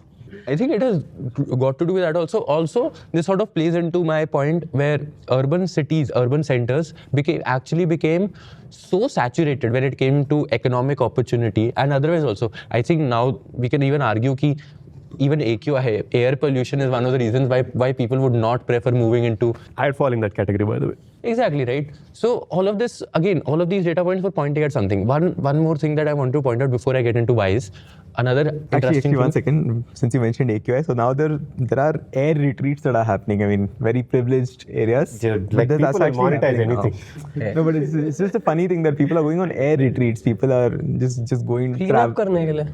There are actually centers that have Like opened up those in outskirts. Vipassana retreats and all. Oh. People just go there over weekends and just breathe fresh air. I'm like, cool. ये पता भी उन्हीं लोगों को होता है जो बहुत ज्यादा नहीं भाई अगर आपको छुट्टी ले गोल्डन कॉलर दैट इज अगर आपको छुट्टी लेनी है लेकिन आपको एक वो you don't want people to feel like you're lazy and chilling. Sorry go ahead sorry One more thing was, so this migration is very consistent across India, right? People moving in and out. Number going down and up is fine. But one thing that stood out even in 2011 and in 2023 is the fact that northeastern states are completely out of it. Like there is very limited movement in and out of northeast. People do migrate within northeast, but and let's say वहाँ पे भी centers होंगे जैसे असम होगा वहाँ पे they'll have more migration coming in. But northeast as a whole cluster of geographic states and people, they never migrate in or out of that area when it came to migration rates. That's a good thing So again, is it a good Maybe it's thing? a Bad? function of mobile adoption there. So that's exactly. So few things that I could think of and even let's say read was mobility is obviously one because it remains one of the most underconnected areas. A lot of progress has happened, right? But still it is not as well connected as other areas are, which is also the reason why Arunachal is still a security threat for us because most areas there are inaccessible to us. So the fact that even Indian military person cannot go there, how do you expect people migrating for work? Right? Maybe we should start a clean air retreat there. So Not even to Bengal. no, so again, it said northeast. I don't think they'll consider north because, as I mentioned, West Bengal is. But didn't have a lot of granular data. No. So even if they did, I didn't have enough patience or willingness to go that deep. But as I mentioned, right, Bengal is actually. Terms and conditions that is the last. But Bengal, as I mentioned, right, Bengal is actually on the receiving end. It has now sprung up. I told you, right. This is surprising to me. Even this is. I think I should have gone much deeper when it came to. But this is that. So. But actually, there wasn't. I remember skimming through the paper. I don't think there was a lot of micro data. But ये तो like very interesting But now, the more interesting part is now the thought experiment that we have to do because this is all data, right? No, you can do. So the thing was ki now we, being humans, we need to find reasons for why is happening, right? So we'll come up with very absurd ways of reasoning out things, And I did some of the reasoning I asked ChatGPT to do. I read some. ChatGPT did. Say that again. I asked ChatGPT to do some of it. I read few expert op-eds also कि वो क्या कह रहे हैं. So migration eventually boils down to, on a very first principle basis, push and pull factors. Reason people move out is Drop in terms like nobody's business. it's either them being pushed out of their hometown or them being pulled by the receiving location, right? So over time, all of these things, let's say suburbanization, we can explain it the fact that maybe urban areas don't have enough pull left, as pull factors left, which is why suburbanization. Pull factor could have been, let's say, okay, just economic opportunity. But if people have the if they have the option of, let's say, staying in Navi Mumbai at a much cheaper cost of living and still, let's say, grab the economic opportunity of Mumbai, they're doing that, which explains why all of these places are springing. What % of people are doing that? I'm guessing that because a lot of He's this trying to moving. theorize. Yeah, again, this is me trying Oh. to theorize, but there was data to suggest why urban, again, so when I said, right, कि 4.5 to 4 crore हुआ है, right, so this is a very blanket number. इसके अंदर ही ये data है कि urban areas maybe are not getting in as many migrants or actually are moving out than suburban areas. So maybe people still want to work and let's say leverage those opportunities, but at the same time, they don't want to go through the cost of living and all these hassles. I only have one point to add. So I remember reading that, you remember you shared that ILO's World Employment, India Employment Report. Yeah. So the shocking thing, this was 23 or 4, I think, 3. So one of the shocking things I read was after COVID, a lot of people moved away from cities to villages and moved into subsistence farming, which is the worst and the most underpaying, What does that mean? barely making living. Consuming all the produce for yourself. So Like you're neither growing more nor earning more. Or बस खुद के लिए self sufficiency of Whatever sorts. bare minimum you can eke out from the land that you have, or whatever absolutely low paying wage jobs on farms that you can eke out. So apparently there's a significant increase in agriculture share of employment post-COVID. I don't know if it has reversed. So my no, last it has data- not. So even the paper pointed out that pandemic actually was the biggest, I'd say, let's say, trigger point that led to this reverse migration, and that hasn't come back. So reverse migration hasn't reversed. So ideally, it would have been, let's say, a temporary shift. Ki chalo, lockdowns are happening, people are moving back to their hometowns, but they'll eventually come back when the economy opens up. That never happened. Sorry, there is also this thing कि work from home might have also. Not for blue collar, no? So blue collar, yeah. No, but so Actually. there was this thing. So they also said कि because this is a very, very small example, and I don't want to extrapolate to a point where I'm explaining But this you want to trend. extrapolate your extrapolation. No. But they said कि the fact, let's say, the likes of Zomato sprung up, and Zomato had, let's say, proliferation in tier 2, tier 3, tier 4 cities. This meant that jobs like a Zomato rider, all these gig workers, This Doesn't- doesn't pass the smell test. doesn't pass, but there was some truth to it. That was one. Another thing, again, so these are very, very small examples, and I also don't want to believe them, but I'm still putting it out. Let's say now EdTech, Unacademy, Byju's, right? These allowed these allowed tier 4 teachers to get access to all of these people, and now they had their own source of employment. Another thing was, again, very far-fetched, business models like Meesho and all these Instagram businesses, these sprung up. So Meesho now allowed a tier 4 city ki auntie to set up her own shop and let's say make a living, right? So all of these things, very minute things happened. They might have added up. They might have added up. Again, how much of that can be attributed to that? I have I don't no think idea. इस पे कभी data. It's like how will you actually get data on this? So, sort of to completely expose my lack of understanding of macroeconomics, I just wanted to ask a couple of questions, right? So one thing that, for instance, that we know for a fact is that private capex is lagging and has been lagging for a very long period of time, and a lot of the GDP growth that we're seeing, a lot of the delta is coming from government capex. Now, what does this mean in human terms, right?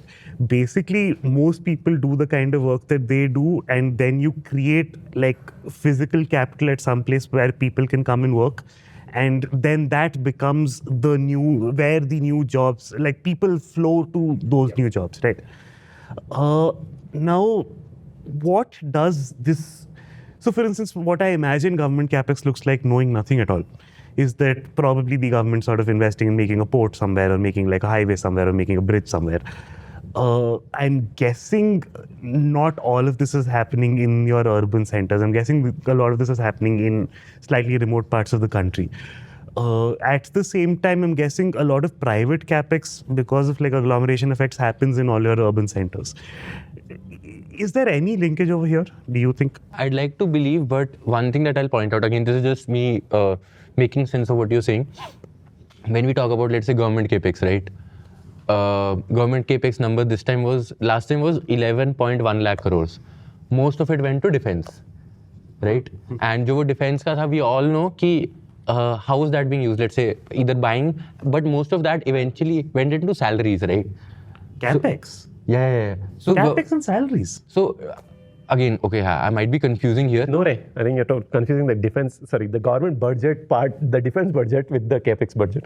But even if that, so जितना भी capex announce हुआ था, वो तो नहीं हुआ, लेकिन 11 trillion का नोट जो No. This, I think you mixed up two things. No, so two things come to mind. There's this some apparently gravity theory in trade, which is the nearest centers have this thing. I don't know if you guys remember that 50 economics classic. There was a chapter on cities. Jane Jacobs comes to. नहीं मैं तो second chapter तक की था फिर मैं दूसरा पढ़ने So लगा she also said the same thing. Nearest cities have some, if I vaguely remember the reading. That's the agglomeration effect, Yeah, thing, right? agglomeration That effects. If you have industry A, then industry B, that A depends on So crops the up there, suburbanization etc. kind of fits that agglomeration / gravity model So in I'm some guessing very like loose there sense. are two ways that you can imagine economic growth happening, right? Like organically, like more people come where other people are and then try and do business there. And inorganically, you sort of develop all this infrastructure everywhere so that, you know, you might suddenly have chances of the same process working out elsewhere in the country, right? So those are probably like two ways of thinking about how development progresses. And that's also like a... We'll have to dig deeper into this. Nee, Feels but like a here, nice rabbit hole. one more thing that, again, since we are diving into rabbit holes, when we say migration can happen for both skilled and unskilled, right? What I'd like to hypothesize is that post-COVID, skilled workforce migration maybe would have gone down because of work from home and all, but they still have employment. The worst affected would have been the unskilled one, which primarily get involved in activities that you mentioned, which was, let's say, construction. Again, very oversimplified way, but which is, let's say, construction. But you're not far off. It's true. And if, again, we were to hypothesize, maybe not enough construction is happening in urban centers and in suburbans, and That doesn't make sense. We had one of the biggest real estate booms after COVID. One more... that was driven by, I'd argue that was driven more by not infrastructure but real estate. That's also a big employer. One more thing I'm wondering is that because you mentioned this push and pull factor dynamic, we know for a fact, like rural consumption is sort of taking off. I remember reading this somewhere, but again, like not an economist at all.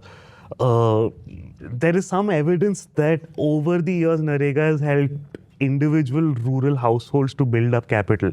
Is there a version of this story where the push factors are coming down because of some sort of ground level One development? data point comes to mind is that PM's Awas Yojana. So the headline number is big, some 11 million homes or something. These are very tiny, like barely pakka homes, barely affordable homes. If you take the number at face value, which you shouldn't, maybe that. But so again, the argument here was, which I was getting to, the EAC PM leaned more in this favor ki rural getting better, so the push factor getting smaller and smaller. Matlab, no more incentive for people to move out because maybe there is enough happening. They're putting down roots. Right. So that's one. But another counter argument to that was what, again, Dhananjay Sinha said in one of the posts, where he said ki it's actually the pull factor of urban that is going down. So when you say Manrega, right? So Manrega numbers and budget allocation has been going down. over the last 3 years. And you can quote me on this. I don't know the numbers, but it is going down. We'll quote you that you don't know the number. No. I don't. You can quote me on the direction of the trend, but the fact remains that it is going down. So I don't know how much truth there is to it, but I think it's a mix of both factors where urban itself is losing its essence of being the pull, and rural also maybe getting better at. Anecdotally, it makes sense, but I don't have the data to back up my assertion. So it leaves me with more questions, but still gives me a better understanding of what's happening. So to anyone who's watching this video, right, like I think a lot of the market's research process looks like this. Obviously, none of us are experts. We are all just regular people who have magically found a job where we can just read a lot and argue a lot about random things that we don't understand. But I think our ethic with that is to just find the most interesting angles we can pick up, find, the wildest hypotheses we can pick up, see if there's anything to it. We'll probably be wrong very often, but I think this is how we come up with all the ideas that we do for the channel. So I remember I was telling you the thing about shape of ignorance yesterday. I just want to read out because I wanted to read it out in the intro. Like this is one passage which kind of hit me really hard. So he's saying, if you ask why about anything, you're a philosopher. It might sound absurd, but I think it makes sense. So he goes on to say, this isn't to say that philosophical inquiry should be unconstrained by concern for discovering truths. On the contrary, we should pursue truth earnestly. But philosophical inquiry is naturally adventuresome, exploring topics where our ordinary epistemic tools, epistemic is basically a fancy term for knowledge, tools revealing their limitations. When we plunge after the most fundamental questions, we shouldn't expect to find the one final truth that all future thinkers will be compelled to accept by the argumentative force. More realistically, one should hope for glimpses through the fog. Often our best success is only to better appreciate the shape of our ignorance. The distinctively awesome task of philosophy is to contemplate the most general and important questions that lie beyond our full grasp. Like that, really good. So I read that article in between my gym sets of all places. I've been unable to stop thinking about it ever since. Okay, that was a really fun rabbit hole. Okay, what's your second rabbit hole? Okay. So I've been telling everyone that you need to maintain humility and not come to conclusions and not say things with certainty, etc. So I'm going to break all of those rules and try and make the most absurd case to you, which is that India's premature industrialization ruined Bollywood. What the hell? Hear me out. Go on. Right. So since we've been kids, right? We've always heard about how Bollywood is connected to the underworld, right? And this is general knowledge. It's not really a secret. All of us know it. Does this end with all of us losing our jobs or getting shot? Let's see. But, I mean, it's kind of an absurd thing, right? Like, why are film heroes cohorting with gangsters? It makes no sense when you actually come to think about it. Like, what's happening that is pushing these two very different sorts of people together? I think I have an answer. And this answer, I think I came upon while trying to understand what it was exactly that Manmohan Singh did. Okay. So hear me out. Sounds perfectly logical. Go on. It looks like one of those episodes where we'll eventually end up talking about Illuminati. Or this is like taking Inception movie and making it worse. Making it worse, as in it's really Even more confusing. yeah. Okay, so let's zoom all the way back to the moment of Indian independence, right? So we get independent. We are this country that, let alone having a surplus to do anything, we can't even make the food that we need to eat. We have some traditional industries, but basically, economically, we are dead, right? And naturally, this is sort of a very scary situation for a government of the day to be in, especially after you spent 200 years being steamrolled by the rest of the world. So there is this general notion within the government that that you can't rely on an economy to sort of self-generate. And B, that it is the job of the government to bring about development as fast as it can, right? So how do you do that? In the second 5-year plan, we decide that, hey, let's embark on a project to increase our national income by 25% by the end of these 5 years. How will we do that? We will invest in heavy industry. We'll invest in things like steel, coal, etc. The kind of stuff that that can be the basis of an entire economy, right? And that is one of the most profound acts of putting the cart before the horse in human history. Why? See, heavy industry requires a lot of machinery. It requires a lot of expensive stuff that you need to put together in order to, for instance, make steel. India doesn't have the expertise to make all of those things, right? So we have to import all of that. At the same time, it's something that's extremely capital intensive, right? So what we end up doing is that we suck up all the capital from the economy and start channeling it towards these individual projects of city-wide steel mills or whatever. We had a projection of how much forex this entire project would require over the length of the second 5-year plan. We end up spending all that forex within the first 9 months. What? Our 5-year projection of forex requirements are spent in the first 9 months because one, we have to import way more stuff than we ever thought we needed. And two, at the same time, because we are sucking in all our economy's capital into this endeavor, our exports flatline. So there's no money coming into the country, but we are sort of spending so much money getting those capital goods in. So this was the entire idea of that import substitution, whatever, blah, blah, blah. Exactly. Right. So what happens in 1957 is that we have a balance of payments crisis. There's a myth. Oh, There is a myth that we reading have. about this. I was writing about this yesterday. Suddenly woke up. Who said what? Pranav said this.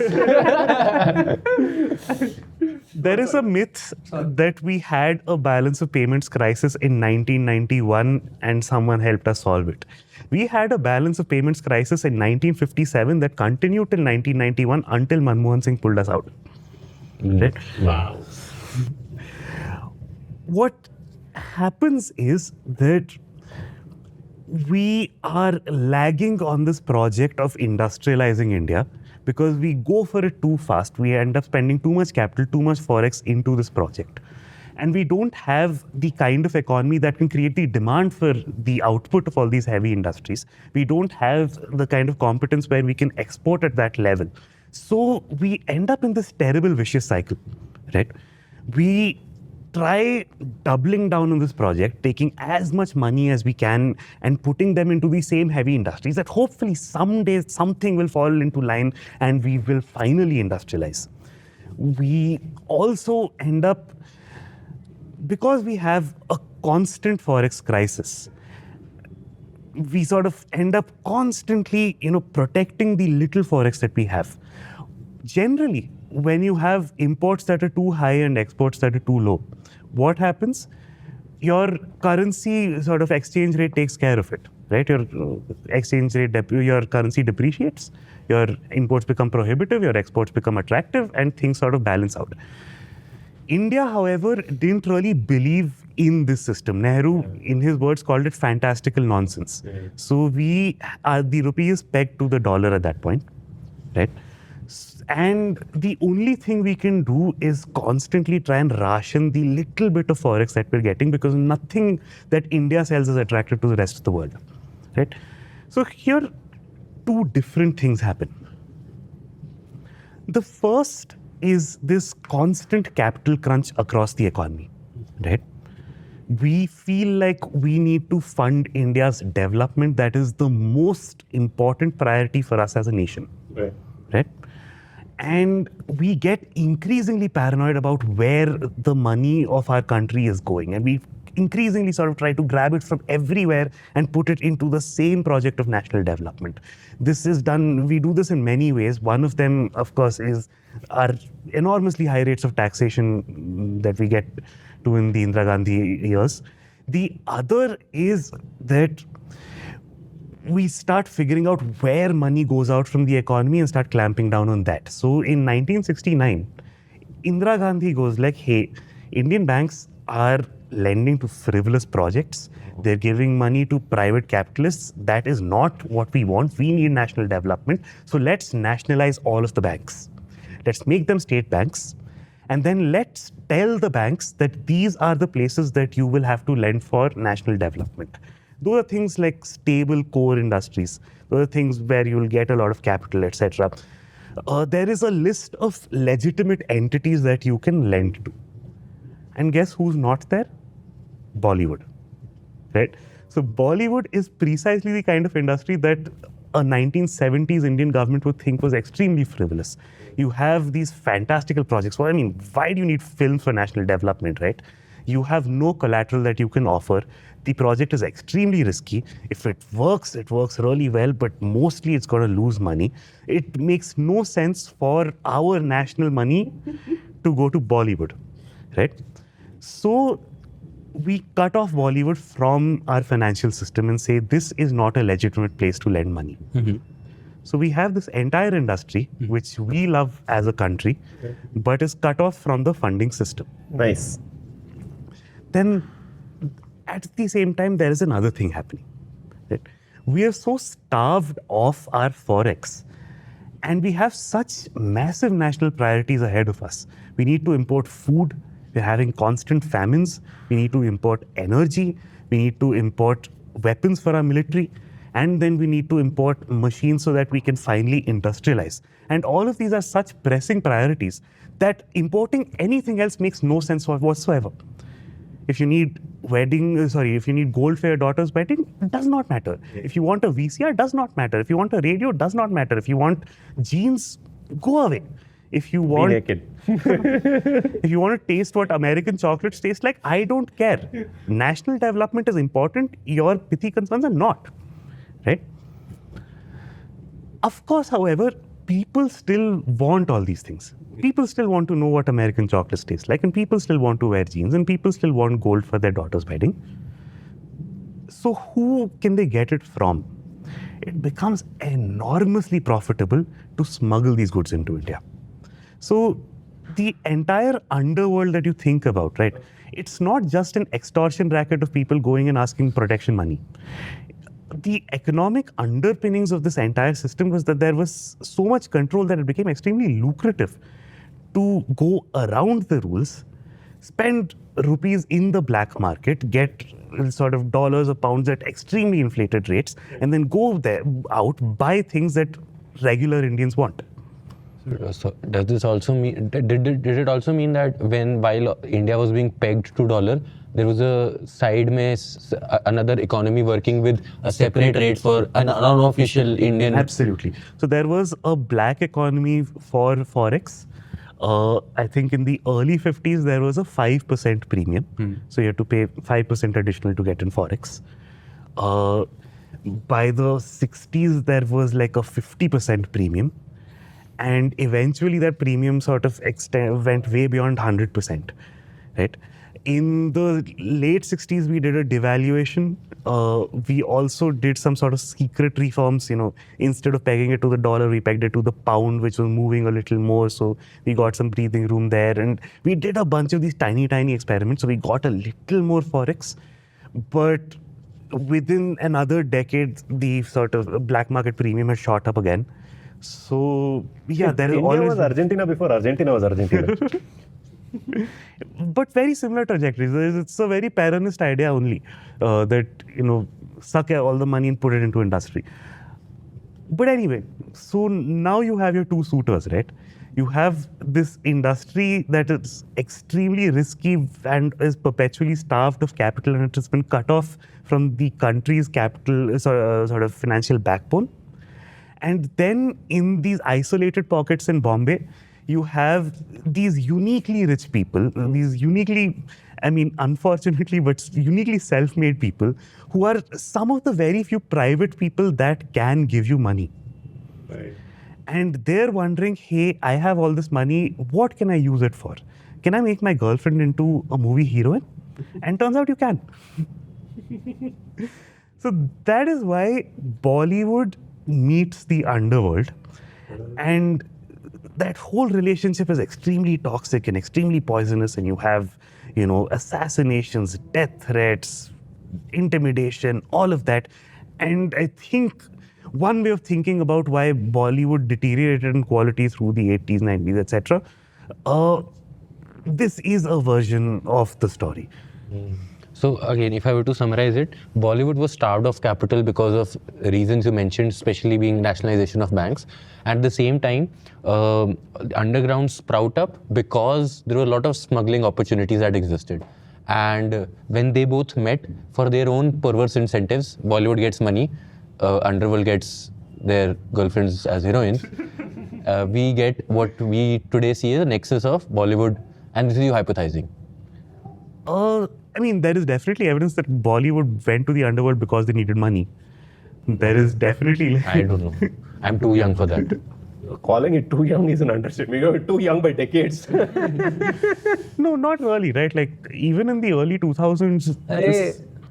After 2000.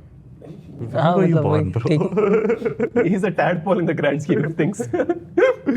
I like the story. So I think This is fascinating. I wouldn't have connected the dots. Yesterday you said something else only कि हाँ मुझे भी यही लगा था बॉलीवुड के बारे में बात होगी कि This post independence up until 1991, this is from that Irwin Dugwala, this thing that you've been quoting all this time. Doug Irwin. Sorry, Doug. it was some book that you are reading that you posted about yesterday. no, that's just one paper. It's just a insightful By the paper. way, I started that book 70 pages in, I started sleeping.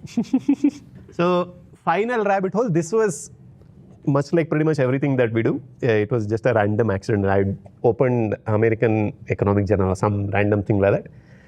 There was a interview with two authors, one from I think London School of Economics or King's College, something like that, and one from New Economic School of this thing. So this is about Soviet Russia. Stalin, as we know, he is a contender for. I think he's not a gold medalist. I think he's a silver or bronze medalist when it comes to the number of people he's killed. So the estimates vary between 6 to 20 million people. We are talking about world heavyweight champions 6 in to terms 20 million, the range. Dude, I can't even wrap my head around it. The size of India's middle class. I just lost. Gold medalist is Genghis Khan? Or you didn't count him? Hitler? Hitler, I think. Hitler would be small fry. I think Yeah, we just didn't Genghis have. Khan bada hoga मेरे ख्याल से. Forget Genghis Khan. I'm saying contemporary-ish. So we have three options: Mao, Hitler, and Stalin. But anyways, so he was the supreme leader from 1928 to 1953. One of the worst periods of humanity, ultimate repression. So a communist system survives when all people blindly accept that there is a supreme leader. The moment there is a question in one person's head, the entire edifice falls apart. There were people who were questioning Stalin's this thing. There were people questioning communism as a viable political and economical project. These people, he called them a very nice term, enemies of people. So who were enemies of people? These were artists, these were professors, these were scientists, engineers, wealthy rich people in Soviet Russia, etc. So they created a system called gulags. These were essentially forced labor camps. Imagine, you guys might have heard of the Siberian labor camps. That's the typical, prototypical gulag. If you speak out against Stalin, you get sent to Siberia. And there are 100, maybe 150 plus camps like that, where you're imprisoned there. Then you're forced to do labor, breaking rocks, cutting wood, whatever, breaking ice, and then doing whatever. According to some estimates, I think 11 to 15 million Russians have passed through the gulags. Like I said, world champion. He's I think gold medalist, probably more than Mao. So this author, one of the author's grandmother or his grandparents apparently were at one point held in the camp. So he is personally Authors, interested. okay. Yeah, so the paper authors. Yeah. I mean, they have some, I think not Middle Eastern, I think Eastern European names, so I'm not able to pronounce the names. So he was personally interested in this topic, so they started looking more into it. So he was thinking that wherever there were these gulags, these labor camps, they probably will have higher corruption, they probably will have lower economic development. That was probably their theory. But what they found is the exact opposite of that. So what ended up happening is, so you had millions of people in these gulags. So then in 1953, I think, if I'm right, Stalin dies. And slowly the camps they start dismantling the camps. They start closing them down. I think in 57 or 58, Nikita Khrushchev essentially get rid of all the camps. But what ended up happening is these people were in the camps for so long. They lost their family, they lost their wealth, position, status, friends. They lost their entire social identity. They lost their entire, the thing about a home is that it is the base of your existence. So they no longer had a concept of home. So the camps closed down. What do? Where do you go? You have nothing. So these people end up settling near the camps. The other sort of depressing reason was that apparently they had become, this is like the Shawshank Redemption. He didn't want to quit this thing. They had gotten so used to their surroundings. They didn't know what life was without the camp. Fast forward, these authors look at the economic development of the regions wherever there were camps, and they closed down. The region where camps were have higher economic growth. There is darkness, immense amount of darkness, but there's a surprising bright side. Higher economic growth, higher wages, companies have higher profits. And here's the interesting thing. The kids of the people who are in the camps, they have higher educational qualifications, and it transmits to the grandchildren. There is intergenerational transmission of educational qualifications. They also measure the economic activity by nightlight activity. So they look at satellite images of lights. So these regions where there were camps, they had brighter light intensity, which is a proxy for economic activity. I mean, it depressed the hell out of me reading that paper, but there was a surprising bright side. The only tragic effect was these people had lower trust in government. I don't fucking imagine why. And also, to your point about the nexus of Bollywood and this thing, Russian mafia is essentially born in these Gulag camps. So even in these regions, even though they're more educated, have higher economic activity, etc., they were essentially the birthplace of modern Russian mafia. And modern Russian mafia owns London for everybody's. What's the context on this? Yeah, all the dirty money from Russia was essentially laundered through London. There is some estimate half of London is owned by Russians. So when you say London real estate. Yeah. London. Just a very random question. Is there any possibility that there is, because there were those labor camps over there, there's greater state presence in those regions, which allows for whatever? What does greater state presence mean? More government control. That was the best part about the experiment. So these people, enemies of people, were so randomly distributed, there was utterly no logic to their placement. So the authors control for geography, they control for every conceivable factor. There is no correlation between whatsoever. What's the name of the paper? Enemies of people. Okay. Name of the paper is also the same, name of the term is also the same. It's linked it. Yeah. So I'll quickly wrap it up. The only, I lost my chain of thought. But that's roughly it. I mean, it's, on the one hand, it's the darkest phase of humanity. On the other side, there is,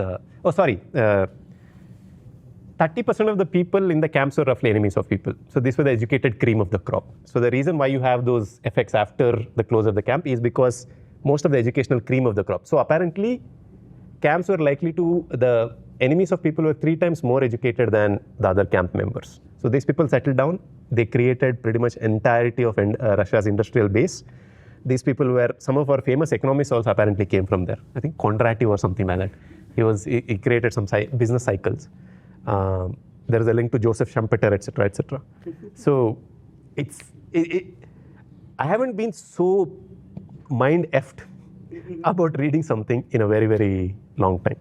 So that was my second rabbit hole. Are there similar parallels to similar thing happening in other countries? Because Gulag has a concept. I don't think it's native to Russia. We had there is जैसे अब ये Austria में जो ये gas chambers वगैरह. Yeah. So you can, I don't know if there are studies, but I think you can run the, one closest example is to his parallel about Bollywood. Hollywood essentially is controlled by Jews. Why are Jews in America? Because they were economic migrants. They were literally driven out of their house. They lost everything. They migrated, and they are enterprising people who essentially created something Now, from scratch. I don't want to again hypothesize here, but their economic success is more a function of existence of that creamy enemy of the people layer in those camps, yes. or is it a function of how they were kept and it was the No. trauma? It is because the cream of the Russian crop was in army, so this gulags, and they ended up staying back after the collapse of the gulag system. So if you have smart people in a region, and there's a fancy term for this in economics, which is essentially human capital. Human capital is nothing but the present value of a future earnings capital. This is the cream of the crop with the most human capital. Why will they let it go to waste? And they were also left untethered to do whatever they could. So there is, when the Soviet Union degrades over a period of decades, it's not a sudden collapse. The collapse is, of course, in the 90s, but it degrades steadily. This is we're talking about literally half the world. It encompasses most of Europe, most of the Russian continent. This is a massive region. And like, it's a lot of weird things is happening. And, Soviet Union also doesn't lend itself to easy descriptions also. Okay, so that was... This is very interesting. So that was my second rabbit hole, and that was our version 2 of our experiment. So I hope you guys watch it. Please do give us some feedback. Like I said, we're not used to doing all this. I think apart from Bansal, none of us really are camera trained. What we do on any given day, like Pranav said, is we have the inordinate privilege of being in a place where we get to go down weird and fascinating rabbit holes without our boss coming and haranguing, saying that how many rabbit holes did you go down? And we don't have any targets in terms of number of rabbit holes. We genuinely like doing this. We're not experts, like he said. We are coming more as learners and just sharing one or two things that we learned, which is also the name of the website that we have created, where we have... One thing we learned. Yeah, we'll put it in the description. So it's as you can see, we are like kids in candy stores when it comes to going down rabbit holes. We genuinely get a sense of giddy joy when we discover weird and rabbit holes.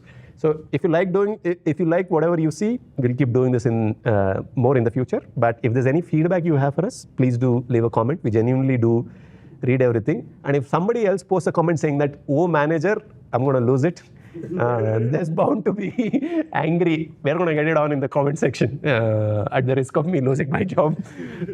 Also, please do watch Kashish's videos and find the section where he tries to say interesting. It's going to be a fun experiment. So with that said, You can comment on how many times he has said interesting. interesting is the pronunciation. But with that said, thank you so much for watching this. We genuinely do love bringing all this and sharing with you guys. So let us know how this thing turns out, and we'll try to do more in the future.